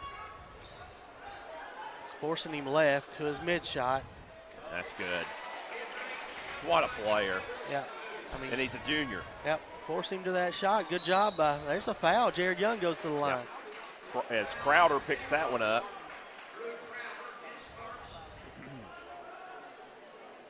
Is that the 8th or 9th? 8. Yeah. 8. So team 8. So 1-1 coming here for Young.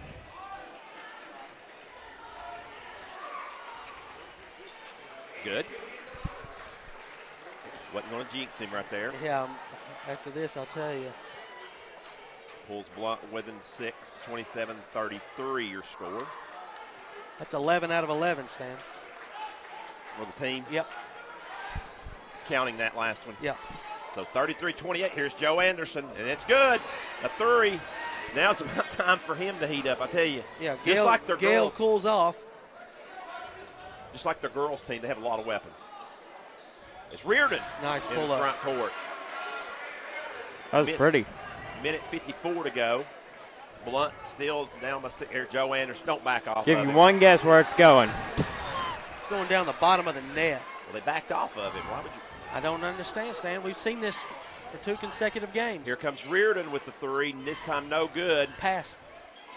And rebound by Young gets to Reardon. Reardon He was can't fouled. finish. Maples fouled him. So Blount down 9. I think this is the biggest lead. And here goes Anderson. As Anderson's kind of getting into a groove. This time he's going to penetrate in. Gives to Gale. Gale walks. They call a tie up. I felt like he walked before. He walked before the tie up, but it will stay with Maryville. Coming back is Burrows for Maryville. Just like, it's not like we played that bad, but the score is just like the girls' game. I know. Because you got let 2 players get off. Oh, just no hand up. Short on that one, though. 3 on 2 if they go. No, back it out. Pride hits Bowling. Bowling underneath. No foul. Got fouled. Yeah, I thought maybe he got some contact, did a good fake. Gets it to go down, but no foul on Kimball there. Under a minute to go. Yeah, that would have been, it just would have been 2 on Kimball. 39-32 your score. Blount down. Burrows to Maples. Kimball. See if Cameron's They're trying to looking deny. For Joe Anderson. You have to push up. Make him go by you. Yeah, you can't. Into your house. Wow. That's By what you Bowling. have to do. Make him score. And That's a foul. foul right there as they led Pride too much, but he did a good job of hanging there and drawing the contact. He'll go to the line. Yeah, it should be Gale. It is. His second, 28.8. It's 1-1. No, he's saying going up for 2. He was definitely passing the ball. Well, actually, they're going to go check at the line. No, Reno's going to ask him, did If you it's- have him in the act? Because he was passing the ball. Yeah, I think he. Okay, yeah. He's giving him 2. He says it's 2 shots. No, he's just said 1-1. Well, one gave 2. The guy at the table said passing. Said something about he was And look at passing. that. He misses it. Timeout, Mark Eldridge. Which he was passing, I agree. Yeah. And that was a good job of Reno to ask him to make sure. But Full timeout. Let's take one with them here on Gov Nation Network.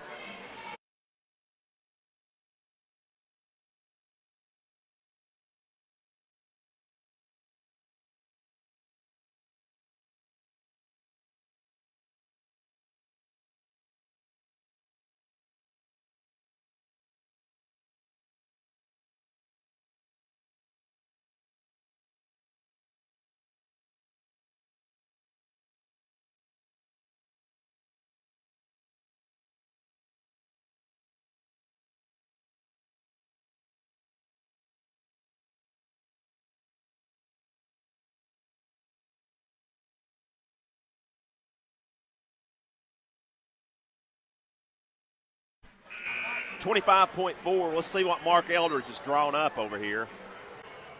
I'm sure he's got something up his sleeve over there.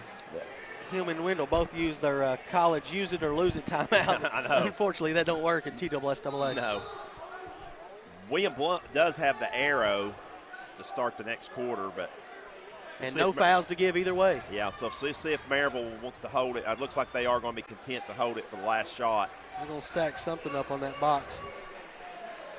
For probably something. They need to go is what Maryville thinks, but it's Joe Anderson to give to Kimball. Pretty good defense, yep. And that shot is no good. Good job. Very good defense by William Blount on that. And Mark Eldridge is not happy with Burrows. I don't think somebody ran the play correctly.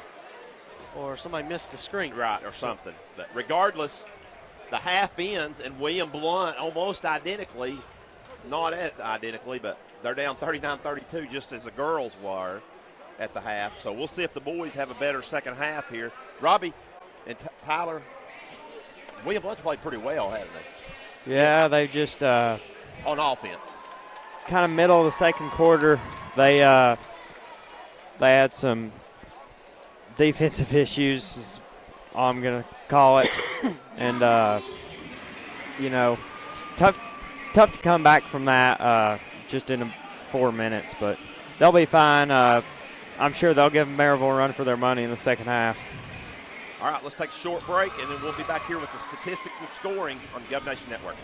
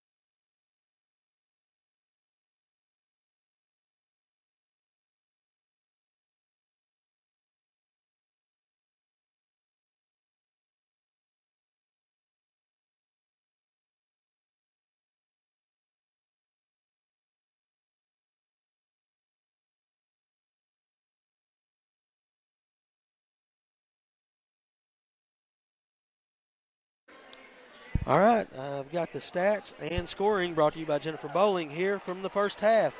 William Blount scores 32 in the first half. They're led by Grant Reardon with 9. Brett Bowling with 7. Jordan Tarver 8. Jared Young with 4 off the bench. 2 for Isaiah Pratt off the bench. And 2 for Cameron George. That is a total of 32. Maryville was led by Joe Anderson right there in the second quarter. He had 16. 11 of those coming in the second quarter, 13 for Christian Gale. That's 29 of their 39 from those two players. 6 from Kimball, 2 from Crowder, and 2 from Gara. Some team statistics now. William Blount shot 10 out of 25 for 40% from the floor. They were 1 out of 10 from three-point line. Grant Reardon made the only 3. felt like we made more. It's just weird. But we did make 11 out of 12 from the foul line, missing a big front end of the 1-and-1 there at the end of the half. Rebounding, William Blount with 17 first half rebounds. The leading rebounder was Jordan Tarver. He added 7, 3 from George, 3 from Reardon, 3 for Bowling, 2 for Pride, 1 for Pratt's. William Blount had 5 first half turnovers. Maryville, on the other hand, they shot 15 out of 31 from the floor for 48%. They made 7 out of 17 on three-pointers. Stan, they average 11 and a half threes a game, shooting 43% on the season. They made 7 out of 17, 41%, right on their average. If we don't stop them, they're going to get to 14 or 15. They did 2 out of 3 from the foul line, so we kept them away from the line. We did out-rebound them 17 to 14. Their leading rebounder was Kimball with 5, 3 for Anderson, 2 for Crowder, 2 for Maples. They only had 3 first-half turnovers. So that is your halftime scoring and statistics brought to you by Jennifer Bowling. William Blount trails at the break 39-32. We'll come back with second half action here on the Gov Nation Network.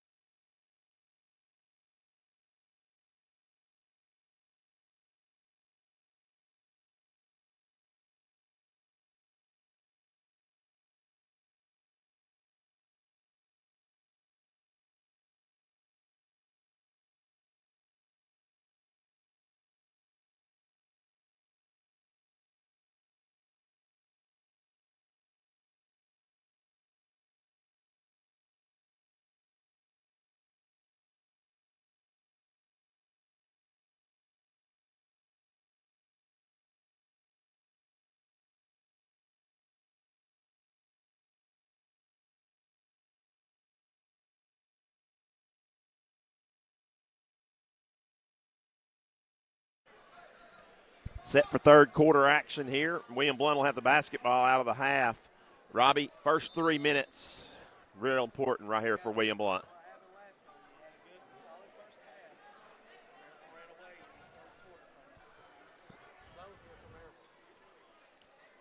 Blount very active as Anderson out of it, almost gets a turnover, but instead they get it to baseline to Bowling, shoots an air ball, and William Blount loses it out of bounds.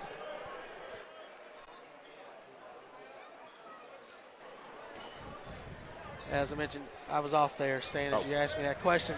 Yeah, I said the third quarter killed William Blount last time as these two teams matched up. There's Gale missing 3 in a row and off of Gara. Out of bounds. So, yeah, he might have shot himself cold with that heat check. So, Blount.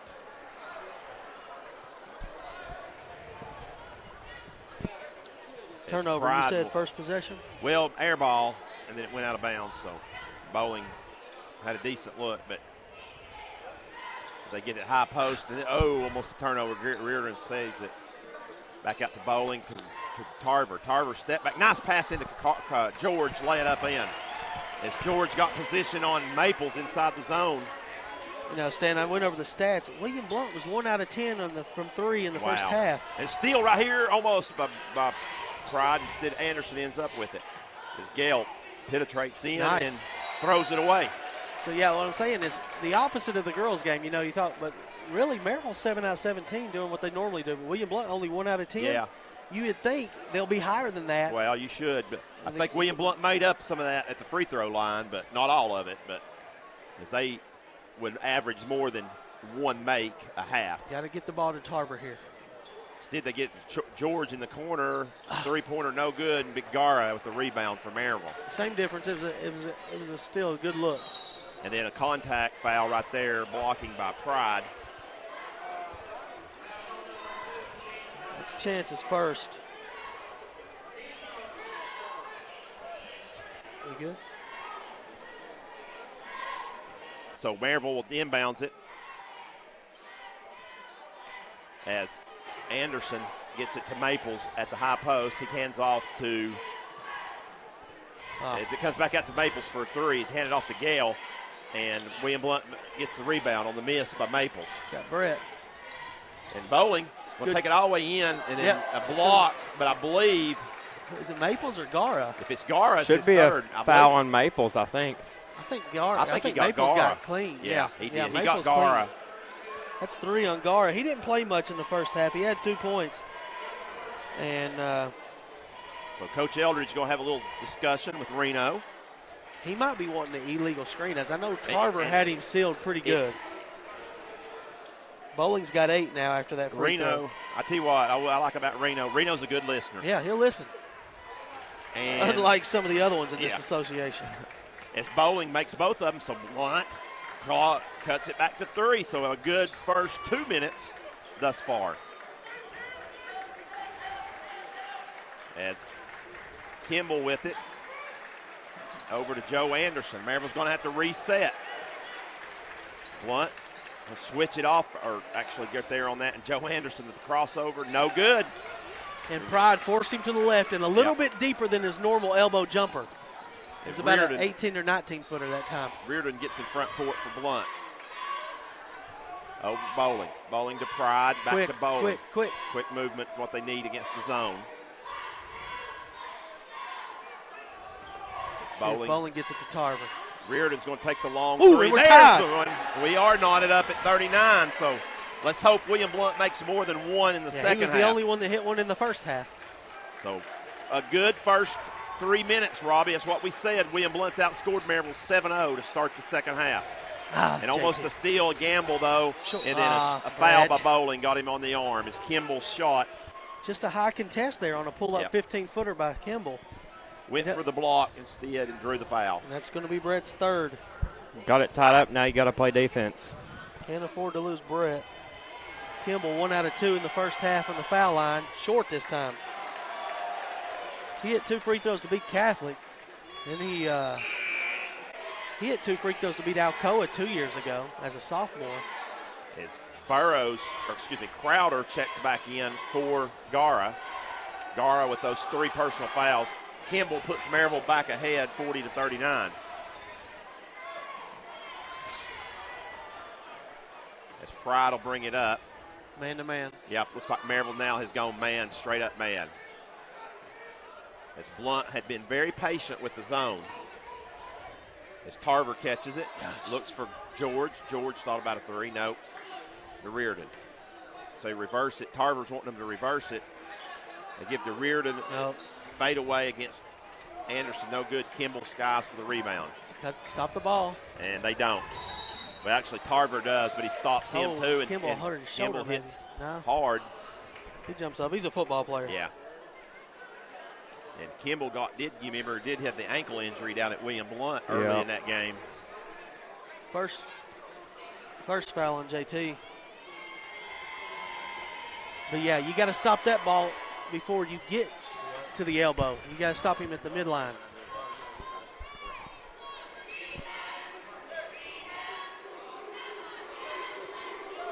Subs in if he makes this. It's going to be Pratt and Young. So a 3-point lead now by Maryville after Blount had tied it here to start period number 2, or half number 2, I should say.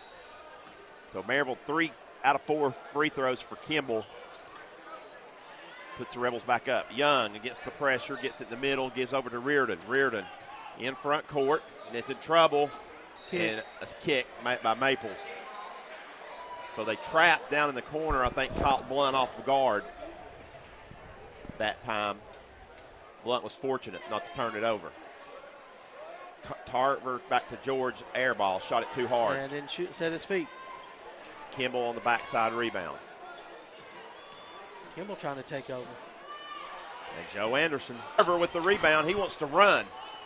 Crosses over in front of Gale, gets to the right, and one. Lay it up, lay it in. Chance to tie. Nice move there by Jordan Tarver as he went coast to coast on that one. And Christian Gale picks up his third. Trey Clemmer will see his first action of the night. But what a coast to coast, another rebound and push by Jordan Tarver. And unable to complete the three-point play, but, well, William Blount comes out of there with the rebound. Pratt's is open. So Blount can actually take the lead right here. Tarver, no good. Don't foul. And Maples. I said don't foul, Trey. Yeah, it was a late whistle. I think it was the correct call. It's just. Yeah, he did. Reached in. Couple good chances there to take the lead. So, really, Blount done a good job out of the locker room, Robbie. Halfway through the period, really have held Maryville to the 3 free throws. As Anderson in front court puts his head down and helped. Gives it up to Gale. Gale's going to penetrate in, lay it up in. Nice move, but smart play by Christian Gale. He's missed a few jumpers in a row. He was determined to get to the rim there. See if that gets him going again. See if they look at Isaiah this time. As Tarver catches it on the three from the top of the key. Give it to him. I'll knot it up again midway through the third for the Governors. Is Joe Anderson in front court. It's almost Joe Anderson time, you feel like. Yeah. As Gale thought about a long three. He's going to put it on the floor. They're going to get a touch foul on Reardon's Reardon. Third. Oh, second. Okay. Just a second. I missed one. Team fifth, though. The fouls are adding up. Really don't want to put them in the bonus. Kind of what they're doing the opposite of what William Blood did in the first half. As Crowder catches it in the corner. Yeah, make him shoot that. And he does. Puts it on the floor and pulls up and shoots it and makes it. But, hey, Robbie, we said we could live with that. Yeah, if Drew Crowder beats you, you're fine. Yep. You just don't want Burrows, Gale, and Anderson. And Reardon in front court with a three, no good. Tipped around, Clemmer with the rebound.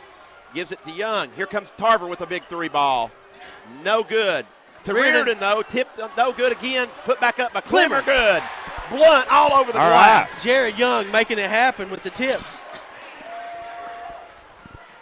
Here comes Gale. Kicks it back out. Here comes a big three ball by Crowder. Oh, my. He made him pay.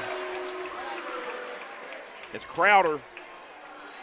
Drew Crowder as Christian Gale penetrated Robbie and drew and kicked it out. Crowder knocked it down. Here comes Pratt wanting to answer. He does. Money. Play a little match me. So Blount heating up here in the second half. They're shooting. We're all knotted at 49. 2 minutes to go in the quarter. Joe Anderson to Crowder. Crowder wants to penetrate. Joe on the baseline. What? Clemmer. It's going to be bonus rest of the game for the Rebels.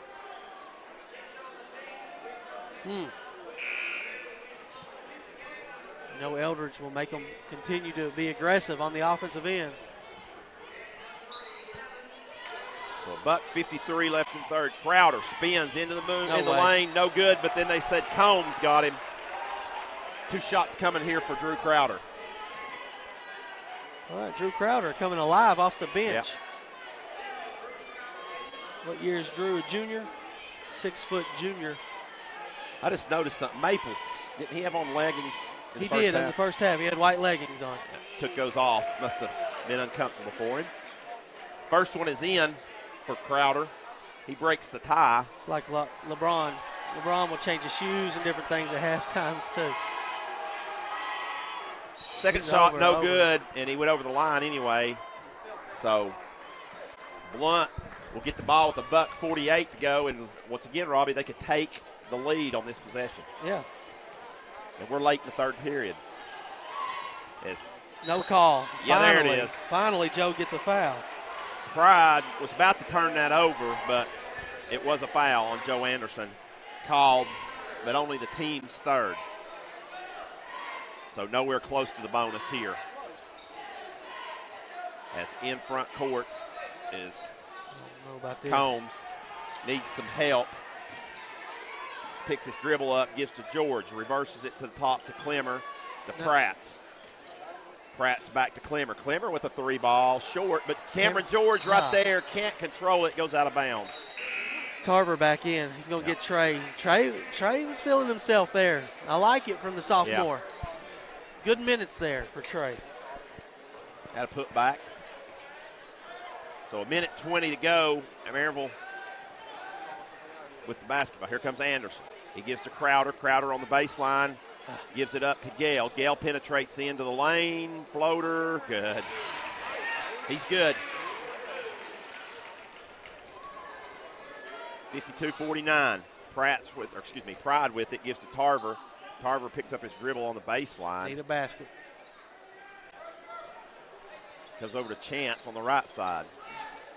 Oh, nice roll to the basket by Combs. Kick out to Pratts for a 3-ball. Short. Put it in, Cam. Cameron with the rebound, though. 45 seconds to go in the quarter. Skips it over to Jordan. Tarver. Short.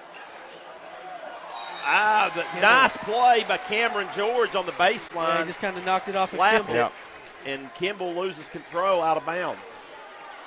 So Blount with 36.4 to go. Trouble. Might want to call timeout. Actually, they get it in now to George. Pride is wide open. Blount needs to be very patient and get a good look right here. And Kimball's going to draw a foul. That's going to be Devon's about caught him TJ, his older brother. It's his second. Of course, only 4 team fouls, so nowhere close. Rice is going to check back in for Gale. Yeah, Gale's got 3. Joe Anderson scoreless in the third, Stan. Well, and of course that's where he went off against William Blount in the first meeting. As Blunt's going to try to run a play. They got Tarver coming back, give it back to Reardon. 25 seconds to go. Run milk it for a few seconds here and try to get a layup. If not, they'll get the final shot, hopefully, if they don't turn it over. Well, Tarver's trapped. He gets out of it, gives to Combs. Combs is trapped. Gives a base pass. Oh, he can't do that with the quick Kimball on the baseline. Turnover. Here comes Kimball. Here comes Joe Anderson for a big 3. That's a dagger almost. If Tarver's going to come back, lay it up and lay it in, but Tarver has a buzzer. Wow. Nice answer by Jordan Tarver. 55-51 at the end of 3. Don't go anywhere. This fourth quarter is going to be exciting. You're watching on Gov Nation Network.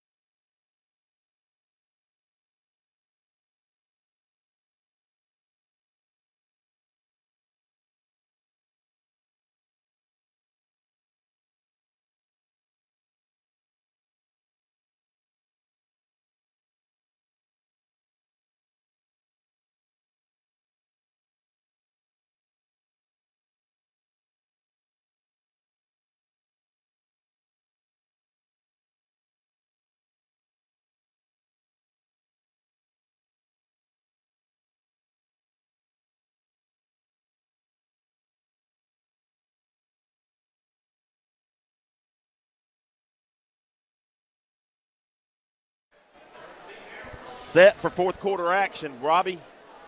Tyler, great third quarter for William Blount. Just didn't end as great, but. Yeah, heads up play by Tarver right there to go coast to coast, really, and get that layup down before the buzzer sounded. Yeah, they won the quarter 19-16. And Gale out of the timeout or out of the break gets a wide open three. They ran a play for him. He got a good look and drained it. So just like that, Maryville has ballooned their lead back out to 7. Blount needs to be efficient on every possession here in the fourth quarter. Combs penetrates, almost slips and falls. Oh. Shot no good. Here comes Kimball. Kimball wants to race front court. Gives to Gale. Gale hits Crowder, who not walks, as you said. Good call. Quick breather right there for Chance. She checks back in for Combs. So 58-51. 7:16 to go in this one. It's Pride in front court, gives to Tarver. Nice cut, lay it up and lay it in for Pratt. Nice assist, JT. Very nice design there by Kevin Wendell. 7 minutes to go. That's all you want to do. All you want to do is give yourself a chance to be close at the end. As Maples catches it, gives to Gale. Timeout Maryville. Let's take a quick break with them. 6:45 to go on the Gov Nation Network.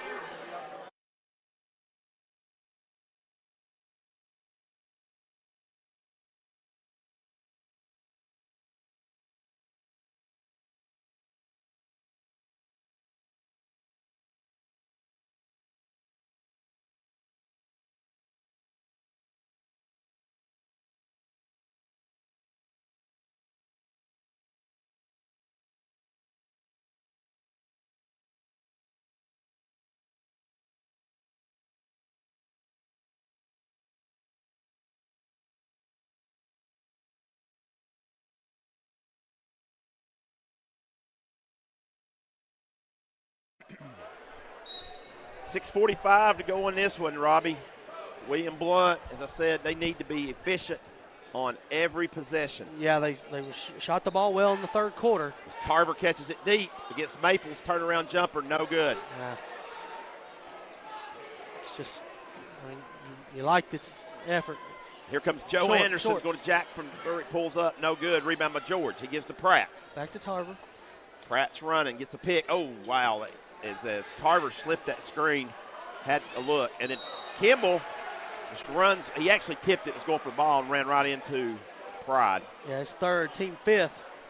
So non-shooting.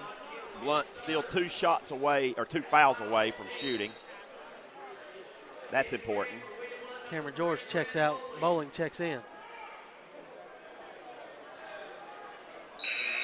Burrows is going to get to the table quickly for Maryville. Has he checked in this half? I don't think so. As he gets Crowder, who actually, that may be why, because Crowder had a decent third quarter. Yeah, he replaced Gara. Pratt catches it deep in the corner, almost goes out of bounds. It gives to Bowling. Bowling thought maybe could get a 3 up, but instead gives to Pratt. Into Tarver. Tarver, nice pass to Pratt. Step back 3, short. Right on line. Stop the ball. Don't retreat. Oh, boy. As Anderson gets to the rack, lay it up, lay it out. But Maples is able to control it, kick it out to Gale. Once again, no good, but I believe William Blount's going to get a push foul as somebody shoved. Pratt's, I think, and Maples will go to the line. Maples. Joe Anderson missed the. Yeah. Like I say, Stan, make him finish at the rim. Yeah. Ashton Maples hasn't scored tonight. He only averages 4 a game. No good. Firm off the back of the rim. Might want to mark that back in the back of your mind. He's the one, if there's one on the court tonight, that you need to foul late. Jordan Tarver from the elbow, no good. It might have been a little bit of a force. Yeah, William Blount's starting to get a little cold again. 5:25 to go here. To me, that's too much space. As Christian Gale has it. He wants to drive baseline, cut off. They give to Burrows from the corner. He hits it. Of course. Too many weapons. Did a pretty good job. Here comes Reardon with a big three ball. Good. He answered. Timeout Wendell. So big answer by Grant Reardon right there. Pulls William Blount back to 8, 56-64. This a 30. Yeah, we'll keep it here. Nope, they're saying full. Okay. All right, we'll go ahead and take one with them. Gov Nation Network.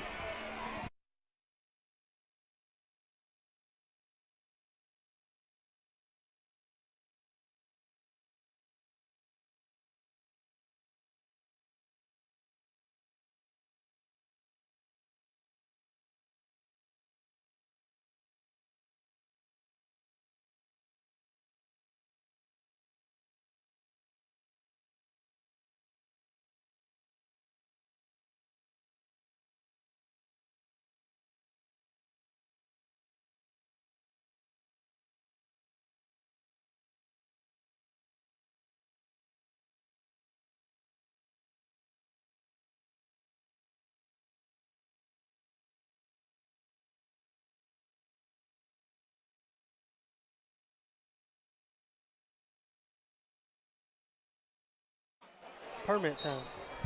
Should I stay or should I go? The song by The Clash, Robbie. That's before your time and way before Tyler's time. And that's kind of the way I feel with William Blount right here. Yep. As they were down 11, a big three ball, but very important right here on all these possessions. Oh, chance. Almost Pride could almost get the deflection there. Kimball with it, gives to Maples. Maples back over to Kimball.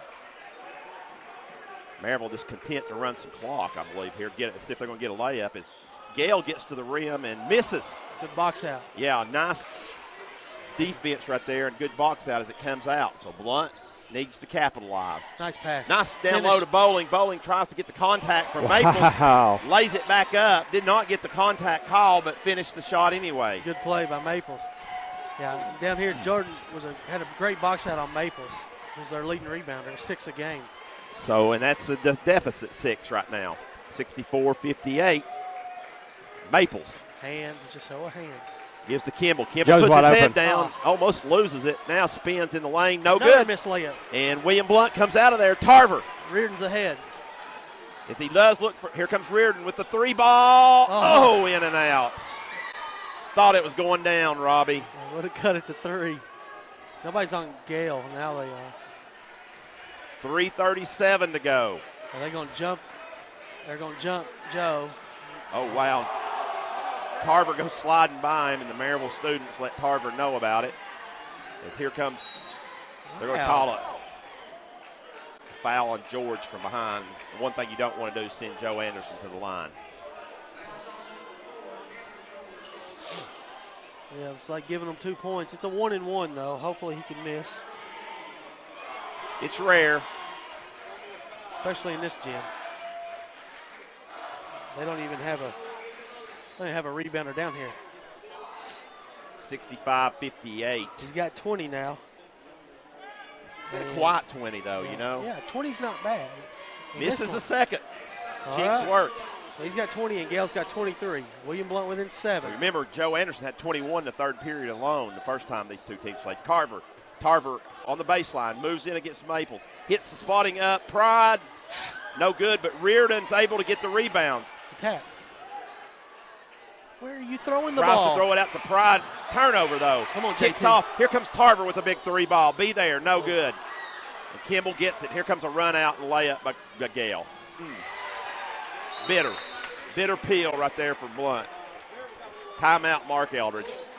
Full timeout. We'll take one with them. You're watching on Gov Nation Network.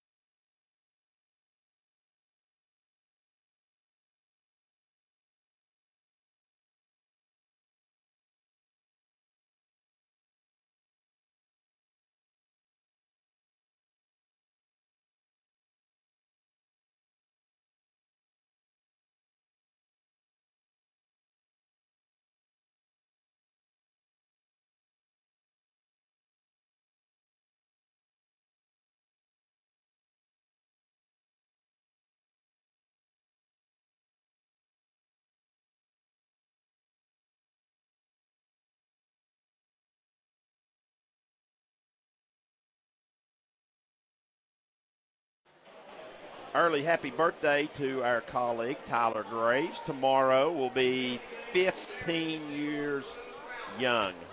Young for sure, 15 years young. He's way more advanced than we were standing at that age. Yep.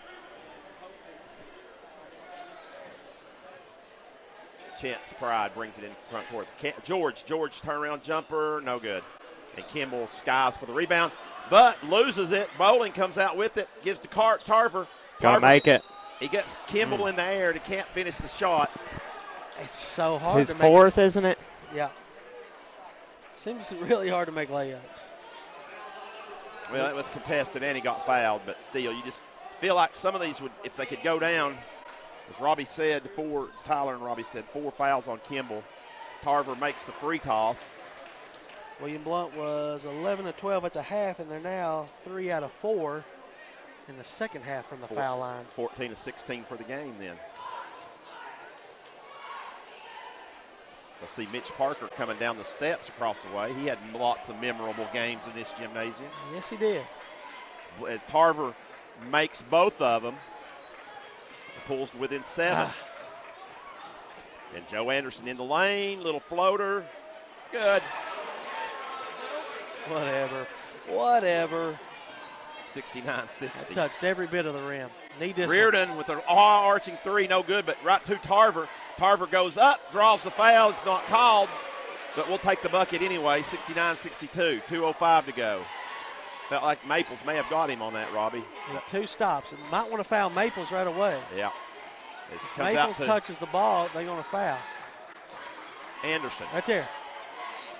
As Kimball hits in the lane, Kimball gets his man up in the air. Kimball finishes shot. William Blunt's down by 9. I agree, Robbie. They should have fouled Maples 2 times they had opportunity. It's Bowling has it. Turnaround 12-footer. Good. Foul. Yeah, you got to foul right now. Here. Foul. 90 seconds. 64-71. You're down 7. Got a foul. But there's a steal. Maybe you don't need to foul. Don't foul now. Need a 3 by Pride. It gets it to Bowling. Bowling lays it up, lays it in. 5, your deficit. 1:20 to go. Don't foul now. Don't want to foul now Anderson. Foul. Now don't foul. Don't foul there. As quick moving, and here comes Joe Anderson. Misses, and over the back. No call. Tarver gets it, though. Numbers. Here comes Blount to Bowling. Bowling. Come on, Grant. Gives to Grant Reardon. Reardon spins in the lane. Shot no good, but Cameron George and Ashton Maple saves it for George.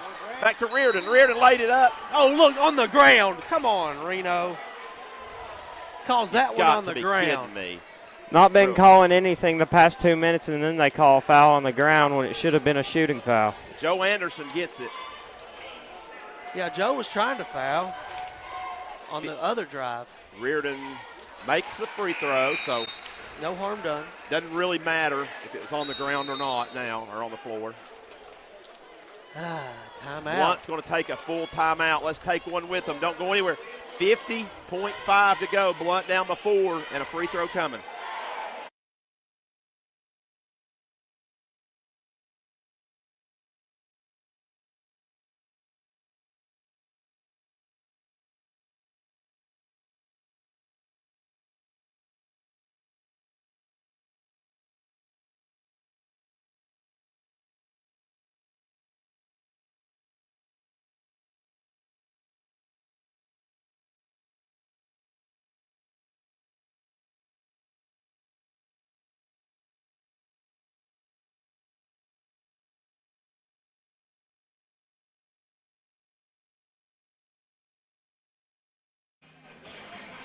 Back at Maryville High School, 50.5 to go. Let's reset it right here. Blount will beat Reardon to be at the line to complete the second of the 1-and-1.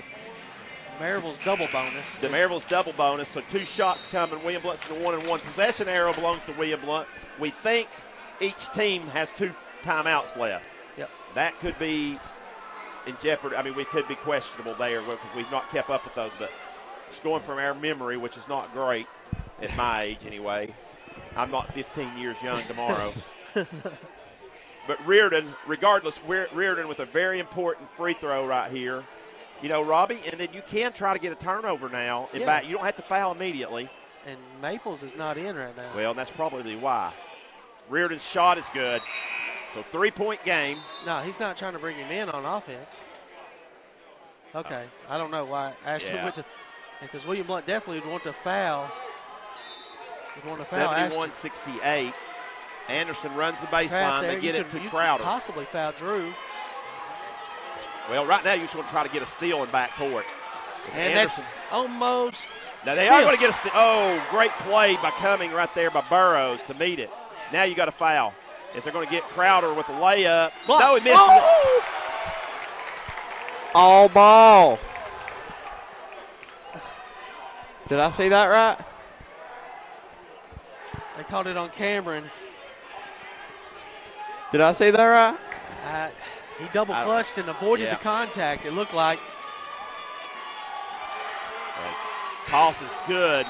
I thought Crowder. He just tipped it from behind. It looked like it, Tyler. Well, there was two guys in there. One of them may have got him with the body. I don't know. It's bang, bang.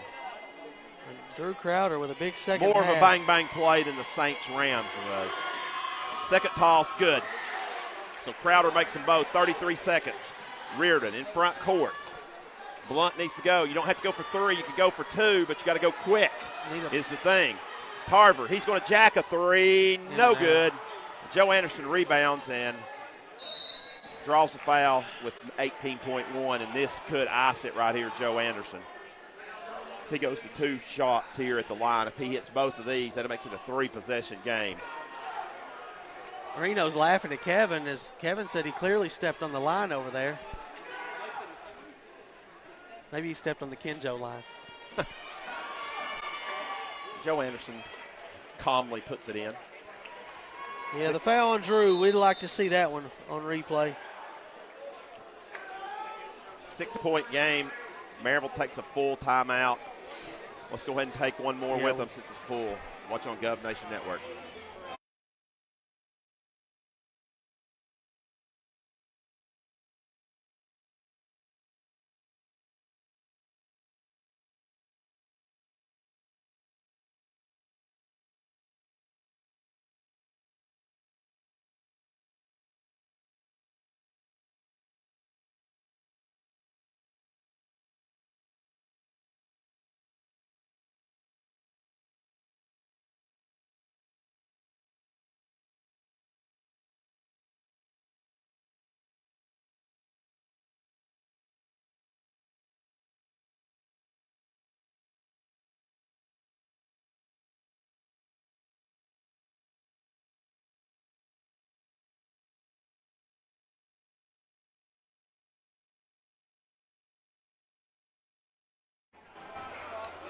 .1, Joe Anderson waits one more free throw. He can make it a 3-possession game and almost ice it.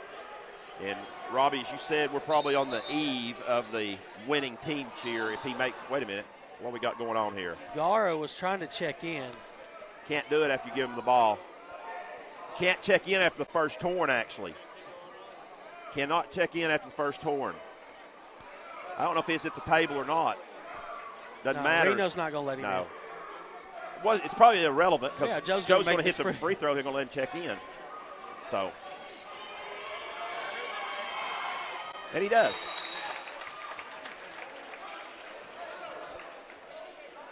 .68-75. Blount down by 7. They need to score quickly, and they need to get an open three and a timeout by somebody. And it's tipped out of bounds by Gale. And it's down to 12.6. And here comes the winning team cheer. We'll take a break there. Yeah.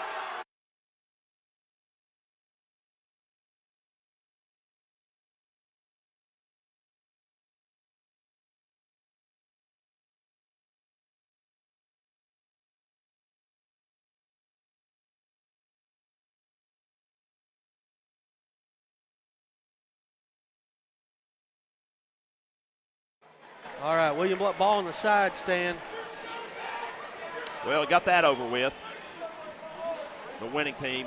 William Blount not going to win this game tonight, Robbie. We're sitting here talking 5-8 in the district.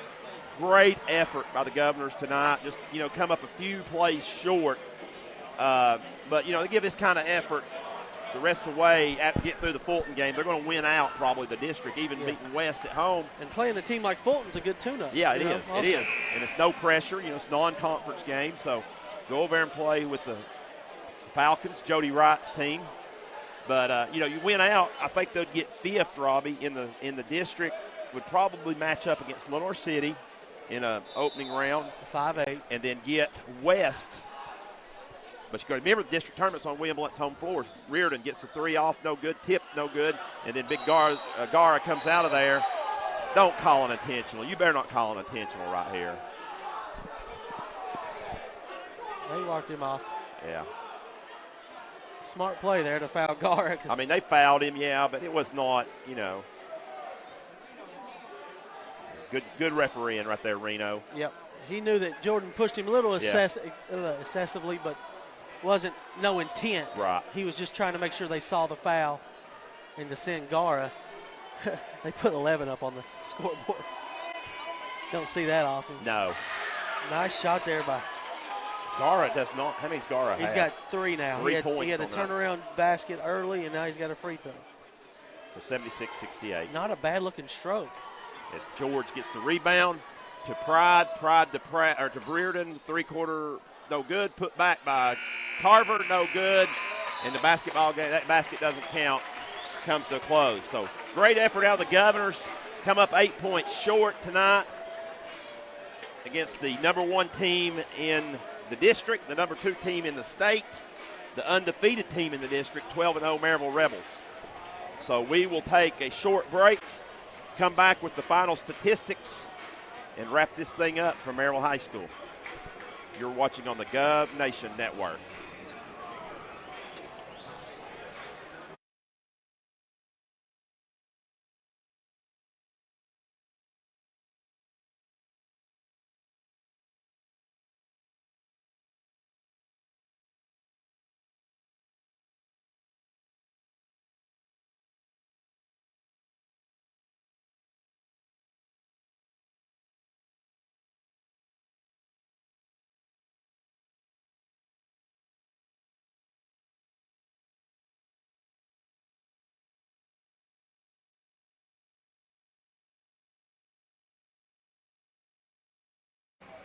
Back here at Maryville High School, Jim Campbell Gymnasium. As the Govs fall in both games tonight, girls fall 67-51 and the boys fall 76-68. Wrapping up the scoring and statistics, William Blount tonight was led by Jordan Tarver with 19 points. Reardon added 17. Brett Bowling had 15. There's the 3 members in double digits. Isaiah Pratt's had 7, 4 for Cameron George, and 2 for Trey Clemmer, 4 for Jared Young. William Blount shot 23 out of 63. Got up 63 shots tonight for 36%. And that was 5 out of 29 from the three-point line for 17%. That's where they fell short tonight probably. Rebounding, 36 rebounds. Leading rebounder, Jordan Tarver, 14 rebounds. 7 from Cameron George, 6 for Grant Reardon. 3 for Bowling, 2 for Pride, 2 for Clemmer. And that will, let's see what Maryville had on the boards as William Blount out-rebounded Maryville by 7. Maryville's leading scorer tonight was Christian Gale with 25. Joe Anderson had 24. Kimball had 11, and Drew Crowder added 10 off the bench. He was big tonight. And they hit 12 out of 29, right on their average. 11.5 threes a game. We couldn't stop them. 11 rebounds from Devon Kimball and 4 rebounds for Joe Anderson. Final score, William Blount 68, Maryville 76. I'll give it over to Stan. He's got assistant coach Michael Evers. Michael, thanks for coming up and joining us first of all. Thought the kids played and competed hard tonight. Yeah, they did. They busted their butts today from first quarter to fourth quarter. Coach Yarman looked at me at one of the timeouts in the fourth quarter and said, this is the first full game that we've played all year. We've played from buzzer to buzzer this game, and we just came up a little bit short. Well, you did. You came up a little bit short, but you gave your best effort. And, got into the fourth quarter right there, and they made a little bit of a run there at the end of the third, but they got the steal, and Anderson hit the 3 ball, but then Jordan answered with the 2 right before, but he couldn't get some shots. Just seemed like the shots couldn't get to go down there in the 4th, to start the 4th, when they needed to. Yeah, we shot the ball pretty well throughout the whole game, but we just missed 1 key or 2 shots, like you just said, to maybe counter their run, and we just came up a little short in that aspect. But during the whole game, I thought we did a pretty good job, and like you said, we just came up 1 to 2, 3 shots short. Let's talk about Joe Anderson a little bit. I thought you guys did a great job on him. You know, Joe Anderson, great player. He's going to get his points. He got a quiet, how many, Robbie? 24. 24 points. But he didn't really go off like he did at William Blount. He got 21 in the 3rd quarter alone at William Blount. Yeah, he heck of a ball player. Certainly. He's probably going to repeat as District Player of the Year this year. Yeah, I would say. He's just, you can't really stop him because he's got a game from 26 feet to 2 feet. He did have a quiet 24. I didn't think he even had that many. But he will get his buckets, and I thought we did a good job of containing him. And I know contain's a weird word to use for 24, but, I mean, if you're watching the game, you had no idea that he had that much. Right. He had, I think, 4 or 5 of their threes tonight, so he did shoot it well for them. But basically, we were just denying him. We were letting him bring the ball up in the offense. As soon as he gave it away, we just were trying not to let it get back to him. And he just found some off their guys penetrating and kicking it to him. Well, so that's where he got most of the shots. And that's the thing. It makes them so tough to defend if they just Joe Anderson. But they have so many weapons. You know, Gale had a big night. He got cooking there in the second quarter. Really good. He's a really good shooter. So, but I thought you guys did a good job on him. Let's just move forward now. You got 4 games, I believe, left. You got a non-district game at Fulton on Tuesday night. Then we end with 3 district home games. Yep. So opportunity to win out right there on the district end. Obviously try to go win out too at Fulton, but the district games right there, and then of course the district tournament being at William Blount, so it could set up with some momentum going into that. Yeah, we're trying to win out. That'll put us in a really good spot to have a chance at 5th place. Right, that'll be a really good spot. We would like the 4th, but we came up short tonight. And that was our chance. 4th, 5 is kind of irrelevant. They're going to play each other, and so you're looking probably.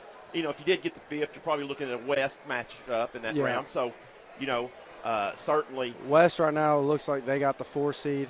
Right now they got that locked up, and we'll probably be playing Hardin Valley if we can finish business. But like you said, we got Fulton. We're focused on them. Then we got Lenore City, Hardin Valley, then West for the very last game of the season, which is going to be a big game for us. Certainly. But I think our guys are up to it. We got 4 tough games in the next 2 weeks. And after this one, our guys are going to be really hungry. So I think they're going to come out to practice and be ready to rumble Monday. So good luck with that. Big day practice. Good luck with that. And they certainly should have some confidence, even though it's a loss tonight. And I know coaches are never into moral victories. They should have some confidence because they took the number 2 team in the state all the way down to the wire. Yeah. Thank you once again for coming up. Thanks, Dan. We'll catch up with you next week. Yes, sir. So that wraps it up for here from Maryville High School, where the girls lose and then the boys lose in a close game, 76-68. Our next broadcast will be back at the Marvin L. Memorial Gymnasium on Friday night, February the 1st. That's 1 week from tonight, as Lenore City Panthers come into town and take on the Lady Governors, and we should be set to go on that a little bit before 6. So, once again, thank you for watching right here on GovNation Network, and we'll catch up with you next week. So long, everybody.